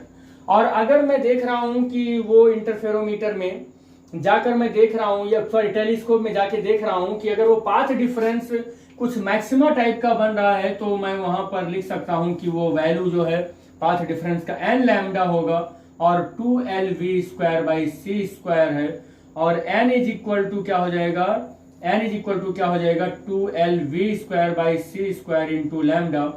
और बेटे मैं शुरुआत में ही जैसे ही यहाँ पर ये मैकेल्सन मोरले एक्सपेरिमेंट कर रहा था उसी वक्त बता रखा था कि यहाँ पर जो लैंप लिया गया है वो सोडियम लैंप लिया गया है जिसकी वैल्यू लैम्डा की 5500 एंगस्ट्रॉम है और लेंथ जो है वो 11 मीटर ली गई है और स्पीड ऑफ लाइट सबको मालूम है कि वो 3 × 10⁸ मीटर पर सेकेंड है और अर्थ की जो स्पीड है उसको भी मैंने बताया था कि वो 30 किलोमीटर पर सेकेंड या 30 × 10⁻³ मीटर पर सेकेंड है या 3 × 10⁴ मीटर पर सेकेंड है।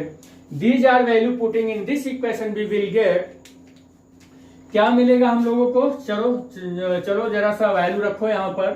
तो n is equal to L की वैल्यू 11 मीटर है, और v मतलब वेलोसिटी ऑफ द अर्थ, और वेलोसिटी ऑफ द अर्थ है 3 इंटू 10 टू द पावर 4, और इसका भी बेटे होल स्क्वायर, और c की वैल्यू 3 इंटू 10 टू द पावर 8 का होल स्क्वायर, और इंटू लैम्डा की value 5.5 into 10 to the power -7। Angstrom में है बेटा, ये एंगस्ट्रॉम में है, तो इसको 5.5 into 10 to the power -7 metre लिख सकते हैं।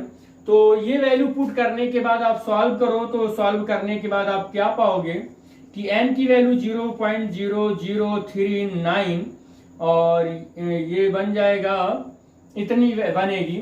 और n इज इक्वल टू, थोड़ा सा और अच्छे से अगर इसको इंटू 10 टू द पावर क्या बनेगा, ये 7 और 16, ये 2 बन जाएगा। तो अगर आप इसको सॉल्व करेंगे तो आप पाएंगे 0.39, ठीक है, 0.39, और सॉल्व कर लेंगे इसको। 8 और 8 यहाँ पर सॉल्व भी कर लेता हूँ इसको। 22 इंटू 3 3 जा 9 इंटू 10 टू द पावर 8, और ये हो जाएगा 3 3 जा 9 इंटू 10 टू द पावर 16, और into 5.5 into 10 to the power -7, और आगे सॉल्व करेंगे तो ये इससे कैंसिल हो जाएगा। 22/5.5 और इंटू 10 टू द पावर 8 हो जाएगा, और -16 हो जाएगा, और +7 हो जाएगा।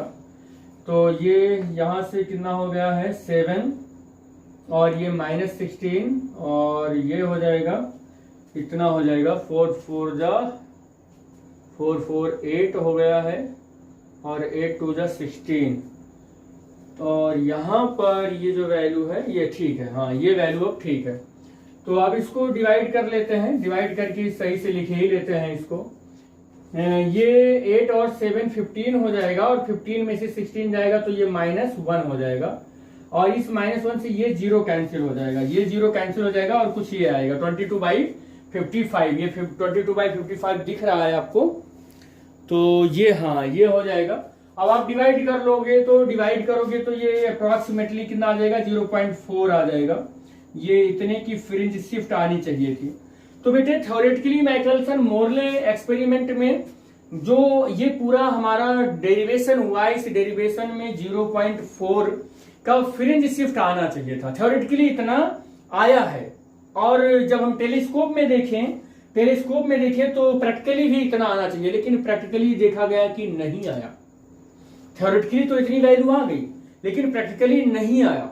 अगर प्रैक्टिकली नहीं आया तो इसका क्या मतलब है कि जो हम लोग ईथर और अर्थ के बीच का सापेक्षिक वेग निकाल रहे थे, जो रिलेटिव वेलोसिटी निकाल रहे थे, वो वेलोसिटी 0 ऑब्जर्व हो गई। क्योंकि थ्योरेटिकली आया लेकिन प्रैक्टिकली नहीं आया, तो हम यही तो कंक्लूजन निकालेंगे कि in this practical value the fringe shift, यहाँ पर टेलीस्कोप में जब हमने देखा तो fringe shift will becomes 0, fringe shift 0 हो गया, वो फ्रिंज शिफ्ट आया ही नहीं।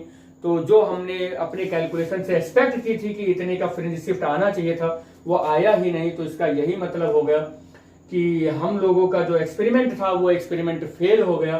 तो ये फेल होकर भी एक बहुत बड़ा रिजल्ट दिया है, और क्या रिजल्ट दिया है इसके कंक्लूजन पर हम लोग अब बात करते हैं, इसके कंक्लूजन पर डिटेल में। तो n इज इक्वल टू 0.4 जो आया, ये थ्योरेटिकल एक वैल्यू आई जितने की टेलीस्कोप में फ्रिंज शिफ्ट दिखना चाहिए था, लेकिन वो फ्रिंज शिफ्ट नहीं दिखा।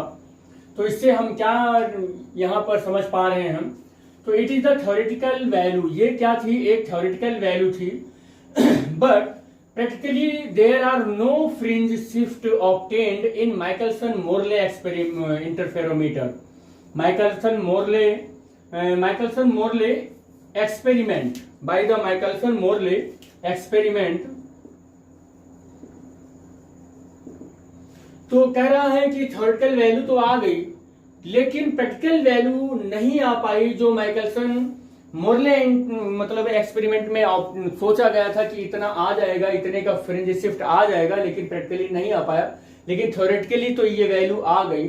तो ये जो प्रैक्टिकली नहीं आ पाई, इससे क्या समझ में आया कि this indicates that the relative velocity between the earth and ether is zero. इसका मतलब ईथर और अर्थ के बीच की जो रिलेटिव वेलोसिटी है वो जीरो है, जबकि हमारे एक्सपेरिमेंट का एम ही यही था कि हमें ये पता चल जाए किसी तरीके से कि ईथर और अर्थ के बीच का रिलेटिव वेलोसिटी क्या है। और इसी रिलेटिव वेलोसिटी को पता करने के लिए हमने क्या किया कि दो अलग अलग केसेस में हमने टाइम का डिफरेंस निकाला, उससे पाथ डिफरेंस निकाला, और हमें पता है कि पाथ डिफरेंस क्यों आया है, क्योंकि उसमें टाइम का डिफरेंस आया। जब कभी भी टाइम का डिफरेंस आता है तो अपने साथ वेलोसिटी का डिफरेंस लेकर आता है, यानी कि रिलेटिव वेलोसिटी का चेंज आता है, और रिलेटिव वेलोसिटी के चेंज होने की वजह से पाथ डिफरेंस आता है।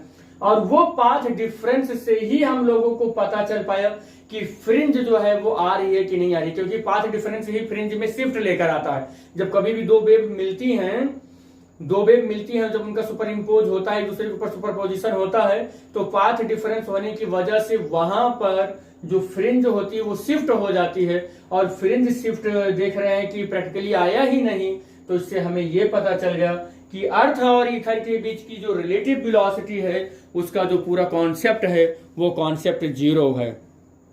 तो इससे कंक्लूजन क्या निकल कर आएगा बेटा, जो ईथर और अर्थ के बीच की जो रिलेटिव वेलोसिटी जीरो हो गई क्योंकि टेलीस्कोप में कोई फ्रिंज शिफ्ट दिखा ही नहीं, तो कंक्लूजन क्या निकल कर आएगा माइकलसन मोरले एक्सपेरिमेंट से।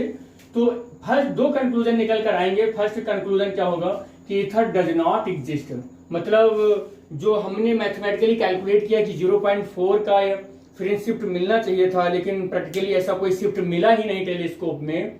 तो यहाँ पर जो ईथर और अर्थ के बीच की जो रिलेटिव वेलोसिटी कैलकुलेट की जा रही है उसमें यह बोल दिया गया कि अर्थ तो एग्जिस्ट कर रहा है स्पेस में, लेकिन ईथर ही एग्जिस्ट नहीं कर पा रहा है। ईथर जैसा कोई हाइपोथेटिकल मीडियम नहीं है। ईथर एक भौकाली, एक इमेजिनरी जो मीडियम है वो ऐसा एग्जिस्ट ही नहीं कर पा रहा है। या फिर आप इसी वर्ड को ऐसे लिख सकते हैं कि it can not be detect by the any experimental means, मतलब किसी भी एक्सपेरिमेंटल मीन्स से इसको आप डिटेक्ट नहीं कर सकते हैं। ये पहला कंक्लूजन निकल कर आया। और दूसरा कंक्लूजन क्या होगा कि the velocity of the light in free space, कह रहा है कि ऐसा फ्री स्पेस जहां पर लाइट की जो वेलोसिटी है, जो वेलोसिटी सी है, is the same in all direction and does not depend on the velocity of the source of the light or the observer। दूसरा कंक्लूजन क्या निकल कर आया कि जो लाइट की स्पीड है वो फ्री स्पेस में हर एक डायरेक्शन में वो अपना मतलब हर एक डायरेक्शन में सेम है। वो चाहे आप उसको मतलब किसी भी चीज से ऑब्जर्वर से या किसी भी रिस्पेक्ट में आप मेजर करेंगे वो हमेशा सेम ही होगा। तो यही चीज यहाँ पर बताया गया है कि same in all direction does not depend on the velocity of the source. वो डिपेंड ही नहीं करता है कि सोर्स की वेलोसिटी किधर है, तेज है, स्लो है, दाएं है, बाएं है, आगे जा रहा है, पीछे जा रहा है, किस डायरेक्शन में जा रहा है, कहाँ जा रहा है, किस अमाउंट से जा रहा है। जो स्पीड ऑफ लाइट है उसकी वेलोसिटी इन सब चीजों पर डिपेंड ही नहीं करता है कि ऑब्जर्वर का मोशन किस तरीके से है। तो दो रिजल्ट यहां से पता चल गए माइकलसन मोरले के एक्सपेरिमेंट से। पहला क्या है कि ईथर जैसा मीडियम एग्जिस्ट ही नहीं करता है और इसे डिटेक्ट भी नहीं किया जा सकता है किसी भी प्रकार के एक्सपेरिमेंटल सेटअप से। और दूसरा क्या है कि फ्री स्पेस में जो लाइट की स्पीड है वो हर एक डायरेक्शन में वो कांस्टेंट होता है और वो डिपेंड नहीं करता है किसी भी तरीके के ऑब्जर्वर के वेलोसिटी के ऊपर या उसके डायरेक्शन के ऊपर। अब यहाँ पर जो इसका एक्सपेरिमेंट है माइकलसन मोरले एक्सपेरिमेंट, इसी से रिलेटेड कुछ और भी टॉपिक्स हैं। जो टॉपिक यहाँ पर है कि explanation of the negative result, explanation of negative result. तो नेक्स्ट पॉइंट है इसी का एक्सप्लेनेशन ऑफ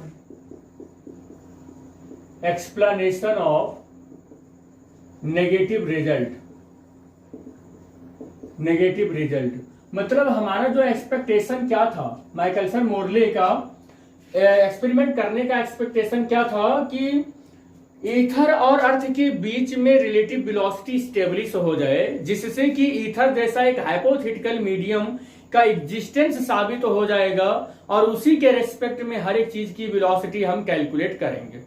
लेकिन जब आप कंक्लूजन पढ़ते हैं तो आप देखते हैं कि ऐसा कोई मीडियम एग्जिस्ट ही नहीं कर पा रहा है और इस तरीके का लाइट की जो स्पीड है वो इस मतलब वैक्यूम में या हम कहें फ्री स्पेस में हर एक डायरेक्शन में सेम है, ये दोनों कंक्लूजन निकल कर आते हैं।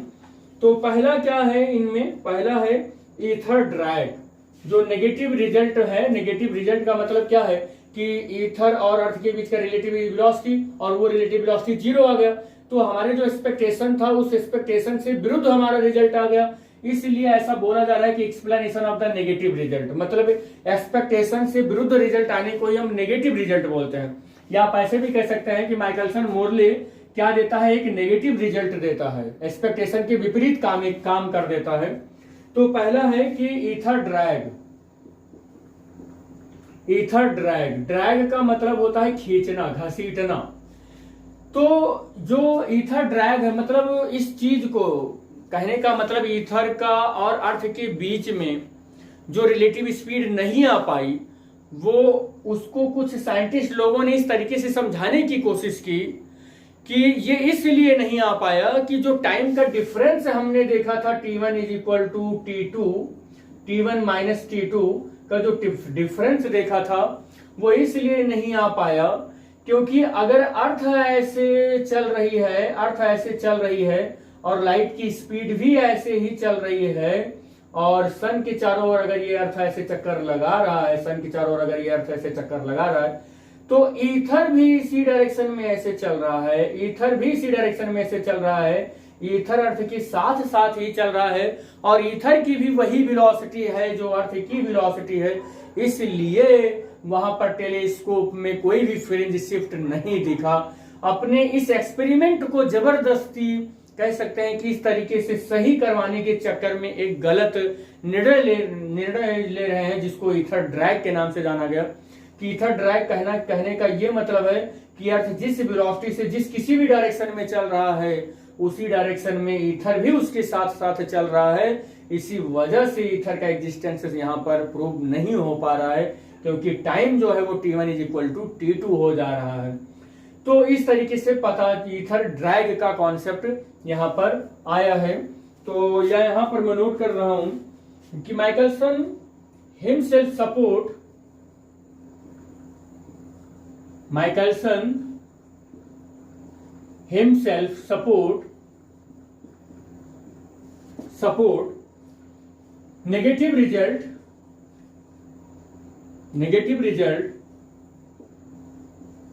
by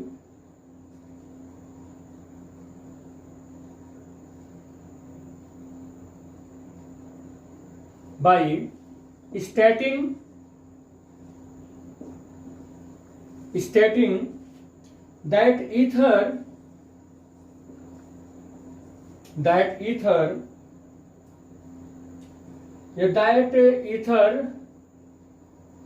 and earth, या ऐसा सेंटेंस नहीं बन पा रहा है, दैट अर्थ, ऐसा कर लेते हैं, that earth dragged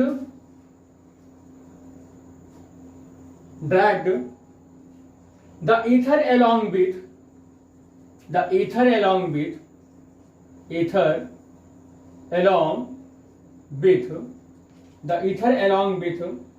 it, so there is no relative motion.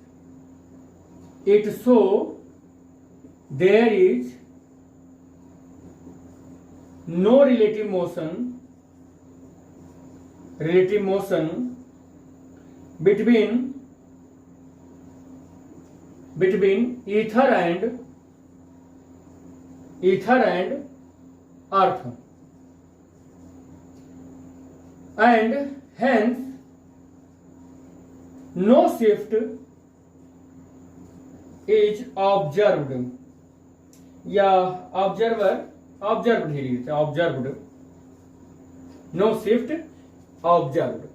तो ईथर ड्रैग का जो ये कॉन्सेप्ट है माइकलसन मोरले ने खुद दिया, और इसने अपनी थ्योरी का सपोर्ट किया, और क्या कहा कि माइनस जो नेगेटिव रिजल्ट आया, जो हमारा एक्सपेक्टेशन था कि टेलीस्कोप में दिखेगा 0.4 का फ्रिंज शिफ्ट, वो प्रैक्टिकली नहीं दिखा। वो इसलिए नहीं दिखा क्योंकि ईथर जो है वो अर्थ के साथ साथ ऐसे चल रहा है, और जो वेलोसिटी ईथर की है वही वेलोसिटी, जो वेलोसिटी अर्थ की है वही वेलोसिटी ईथर की है, और इसी वजह से दोनों के बीच में कोई भी रिलेटिव मोशन यहाँ पर ईथर और अर्थ के बीच में नहीं दिखा।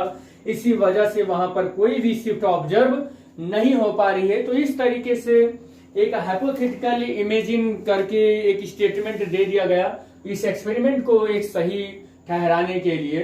आगे भी यहाँ पर एक और साइंटिस्ट आए थे, वो क्या नाम, फिट्जरलैंड एक साइंटिस्ट थे, और उन्होंने भी इस एक्सपेरिमेंट के बारे में अपना एक थीसिस दिया। हम लोग उसको भी देख लेते हैं। इसके कई explanation of the negative result के पार्ट हैं। एक्सप्लेनेशन ऑफ नेगेटिव रिजल्ट में जो सेकंड स्टेटमेंट आया है बेटे, वो सेकंड स्टेटमेंट है लॉरेंज फिट्जजेराल्ड कॉन्ट्रैक्शन हाइपोथेसिस। इन्होंने क्या कहा कि ये जो टाइम जो डिफरेंस आ रहा है, टाइम जो डिफरेंस आ रहा है टाइम का, वो थ्योरी में, उस थ्योरी में उसी की वजह से 0.4 का फ्रिंज शिफ्ट थ्योरी में दिख रहा है, लेकिन टेलीस्कोप एक्चुअली नहीं दिखा रहा है। तो ऐसा इसलिए है कि जो हमने लेंथ में एल माना था, जो एल माना था एक्चुअल में वो एल नहीं होना चाहिए। जब लाइट इस डायरेक्शन में जा रही है और आपका अर्थ भी इसी डायरेक्शन में जा रहा है, तो इस डायरेक्शन में लेंथ का थोड़ा सा कॉन्ट्रैक्शन हो जाता है। और वो लेंथ किस फैक्टर से कॉन्ट्रैक्ट होता है, तो वो लेंथ जो होगा वो इस फैक्टर से कॉन्ट्रैक्ट हो जा रहा है, इतने फैक्टर से कॉन्ट्रैक्ट हो जा रहा है। तो एक्चुअल में जब हम लोगों ने same around the incident of the light की डायरेक्शन में जब हमने टाइम कैलकुलेट किया था, उसमें तो एल की जगह पर हमें एल नहीं रखना चाहिए था, हमें एल की जगह पर ये वैल्यू रखनी चाहिए थी। और ये वैल्यू जब रखकर हम कैलकुलेट करते, तो जो इधर से टाइम था ये टाइम और इधर का जो टाइम था, दोनों टाइम इक्वल आ जाता, यानी कि कोई भी टाइम का डिफरेंस ना आता। और इस कंडीशन में हमारा जो फ्रिंज शिफ्ट है विल बी 0 आ जाता। और ये पूरी की पूरी जो इन्होंने जो लॉरेंज और फिट्जजेराल्ड ने जो अपना स्टेटमेंट दिया था, ये स्टेटमेंट प्योरली क्या था, वो मैथमेटिकल बेस्ड था, इसका कोई भी एक्सपेरिमेंटल एविडेंस नहीं था। और इस तरीके से उन्होंने इसका माइकलसन मोर्ले एक्सपेरिमेंट का सपोर्ट किया। तो कैसे सपोर्ट किया ये मैं यहाँ पर तो कह रहा कि इन 1893 लॉरेंज एंड द फिट्जजेराल्ड सजेस्टेड, 1893 में लॉरेंज और फिट्जजेराल्ड ने सजेस्ट किया कि ये जो लेंथ लिया है हमने बॉडी का, get the contract along the direction of the motion, जिस डायरेक्शन में मोशन अर्थ की हो रही है उस डायरेक्शन में अगर लाइट की भी स्पीड है, और उस डायरेक्शन में हमने क्या देखा कि ऑब्जेक्ट की जो लेंथ है वो कॉन्ट्रैक्ट हो गई। और किस फैक्टर से कॉन्ट्रैक्ट हुई, डायरेक्शन ऑफ द मोशन में किस फैक्टर से कॉन्ट्रैक्ट हुई, वो √1 - v²/c² के फैक्टर से कॉन्ट्रैक्ट हो गई। Where the length of the body remains unchanged, लेकिन क्या देखा गया कि लेंथ जो है वो बॉडी का अनचेंज रहा, लेकिन केवल डायरेक्शन कौन सा, किधर अनचेंज रहा, इस वाली डायरेक्शन में अनचेंज रहा, इस वाली डायरेक्शन में अनचेंज रहा, लेकिन direction of the incident light की डायरेक्शन में जो लेंथ है बॉडी का वो कॉन्ट्रैक्ट हो गया। तो कह रहा है इन द डायरेक्शन परपेंडिकुलर, कह रहा है कि perpendicular of the motion, so if the replace all, तो कह रहा है कि अब एल की जगह पर हमें पूरे मैथमेटिकल कैलकुलेशन में क्या रखना होगा, L × √1 - v²/c²। और अब इसको रखकर आप जब सॉल्व करेंगे तो T1 जो है वो T2 के इक्वल हो जाएगा। इस केस में जो T है, इस केस में जो T है वो इक्वल हो जाएगा। और जब टाइम का डिफरेंस इक्वल हो गया तो पाथ का डिफरेंस इक्वल हो जाएगा। और पाथ के डिफरेंस के इक्वल होने से जो रिलेटिव वेलोसिटी है वो 0 हो जाएगी। और हमें पता है कि रिलेटिव वेलोसिटी के 0 होने से जो फ्रिंज का शिफ्ट होता है वो 0 हो जाता है। और अब हमारा फ्रिंज का शिफ्ट अगर 0 हो गया तो फ्रिंज शिफ्ट विल बिकम्स 0। अब ये भी आना चाहिए 0, और फ्रिंज शिफ्ट भी इन्होंने बताया, फिट्जजेराल्ड ने बताया कि ये भी 0 आ गया। और ये पूरा का पूरा कैलकुलेशन इन्होंने मैथमेटिकली ही दिया था।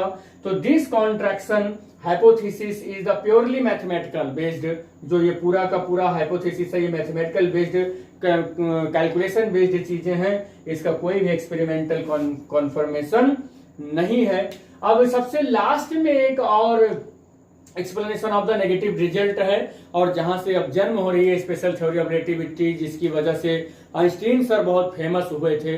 वो सब के पीछे, आइंस्टीन सर के फेमस होने के पीछे कहीं ना कहीं ये जो हमारा माइकलसन मोरले एक्सपेरिमेंट है, इसका हाथ है। तो हम देखते हैं कि आइंस्टीन सर का इसमें क्या इंपॉर्टेंट रोल है। तो explanation of the negative result में जो थर्ड पॉइंट है, वो थर्ड पॉइंट क्या है कि आइंस्टीन सर ने एक्सप्लेन किया इसको, और 1905 में आइंस्टीन सर ने इसको एक्सप्लेन किया। और कैसे किया उन्होंने कहा कि the proper explanation of the null result. बेटे नेगेटिव रिजल्ट आप चाहे इसी को बोल लें और चाहे इसी को आप नल रिजल्ट बोल दें। नेगेटिव रिजल्ट का मतलब एक्सपेक्टेशन से विरुद्ध, या नल रिजल्ट का मतलब भी यही हुआ कि एक्सपेक्टेशन जो हमने किया था उसके बिल्कुल उल्टा आ गया। तो कह रहे हैं कि जो ये माइकलसन मोरले एक्सपेरिमेंट हुआ था, इसका जो नल रिजल्ट आया, इसका प्रॉपर एक्सप्लेनेशन जो था वो आइंस्टीन सर ने दिया था और 1905 में। और ही प्रपोज्ड दैट, और उन्होंने क्या किया, he proposed that the speed of light is the invariant. उन्होंने कहा कि जो स्पीड ऑफ लाइट है वो इनवेरिएंट है, वो कभी बदलता ही नहीं है। वो कैसा रहता है, वो अचर रहता है, वो बदलता ही नहीं है।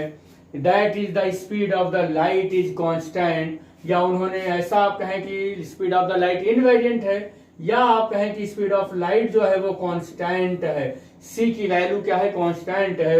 And does not depend upon the motion, ये मोशन के ऊपर नहीं डिपेंड करता है, सोर्स के मोशन के ऊपर डिपेंड नहीं करता है, ऑब्जर्वर के ऊपर डिपेंड नहीं करता है, मीडियम के ऊपर डिपेंड नहीं करता है। तो कह रहा है कि जो लाइट है वो डिपेंड नहीं करता है मोशन ऑफ सोर्स के ऊपर, ऑब्जर्वर के ऊपर, मीडियम के ऊपर। And the light would take equal time to travel the two path. कह रहा है कि अगर लाइट कहीं पर भी किसी भी एक मीडियम में ले लें, मान लो कि यहां पर मैंने एक ग्लास का प्लेट ले लिया और ठीक उतने ही विड्थ का उसी मटेरियल का हमने यहां पर ग्लास का एक प्लेट लिया, तो अगर यहां से लाइट निकल रही है टी टाइम में, तो यहां से भी लाइट टी टाइम में ही निकलेगी। तो उन्होंने कहा किसी भी मीडियम में चली जाए लाइट, तो वो सेम थिकनेस पर, सेम मटेरियल में, सेम टाइम ही ट्रेवल करेगा। तो यहाँ पर क्या है कि दो इक्वल पाथ को इक्वल टाइम में ट्रेवल करता है। इससे माइकलसन मोरले जो ऑपरेटर्स था उसमें जो टाइम है वो T1 T2 के इक्वल आना चाहिए, जिसकी वैल्यू 2L/c होगी। और इसी वजह से वहां पर क्या हुआ कि therefore no fringe shift can be expected. और यही का मेन कारण है कि माइकलसन मोरले सर को कोई भी फ्रिंज शिफ्ट नहीं दिखाई पड़ा टेलीस्कोप में। तो उसमें थ्योरेटिकली माइकलसन मोरले सर में के एक्सपेरिमेंट में 0.4 का फ्रिंज शिफ्ट आ रहा था, लेकिन टेलीस्कोप में कोई भी फ्रिंज शिफ्ट नहीं आ रहा था। उसके पीछे का कारण यही था क्योंकि जो लाइट है वो डिफरेंट मीडियम में डिफरेंट स्पीड से तो चल रही है, लेकिन किसी पर्टिकुलर मीडियम में, किसी पर्टिकुलर बॉडी के लिए सेम टाइम में वो सेम डिस्टेंस ट्रेवल करता है। इसकी वजह से उसका जो टाइम है किसी अलग अलग पोजीशन पर वो, या अलग अलग कंडीशन में, केसेस में, वो टाइम उसका सेम होने की वजह से वहां पर कोई भी fringe shift Michelson Morley sir को नहीं दिखाई पड़ा। और न दिखाई होने पड़ने की वजह से ईथर जैसी चीजों का एग्जिस्टेंस खत्म हो गया, ईथर जैसा हाइपोथेटिकल मीडियम का एग्जिस्टेंस खत्म हो गया, और लाइट की स्पीड को एब्सोल्यूट स्पीड माना गया। और ये बोला गया कि लाइट जो है वो सोर्स के मोशन के ऊपर डिपेंड नहीं करेगा, ऑब्जर्वर के मोशन के ऊपर डिपेंड नहीं करेगा, किसी भी डायरेक्शन में मोशन करने के ऊपर नहीं डिपेंड करेगा। लाइट एक एब्सोल्यूट वैल्यू है जो हमेशा अपने कांस्टेंट वैल्यू से 3 × 10⁸ मीटर पर सेकंड की स्पीड से वो वैक्यूम या एयर में वो प्रोपागेट होता रहेगा। ये थोड़ा सा माइकलसन मोरले का जो एक्सपेरिमेंट का लेक्चर है ये थोड़ा सा लेंदी हो गया है, थोड़ा बड़ा हो गया है। और बड़ा इसलिए हो गया है क्योंकि यहाँ पर समझने की बहुत सारी चीजें थी और स्टेप बाय स्टेप हमने करवाया है, इसलिए थोड़ा बड़ा भी हो गया है। तो आई थिंक ये सारी चीजें आपको समझ में आ भी रही होगी। और इसमें जो फ्रेम ऑफ रेफरेंस का जो टॉपिक है उसका भी वीडियो अपलोड है फिजिक्स टाइम के यूट्यूब चैनल पर, उसका भी मैं लिंक डिस्क्रिप्शन में दे दूंगा। और आई थिंक ये आपको समझ में आ रहा होगा और आया भी होगा। Thanks for watching the video. Thank you. मिलेंगे नेक्स्ट वीडियो में। थैंक्स।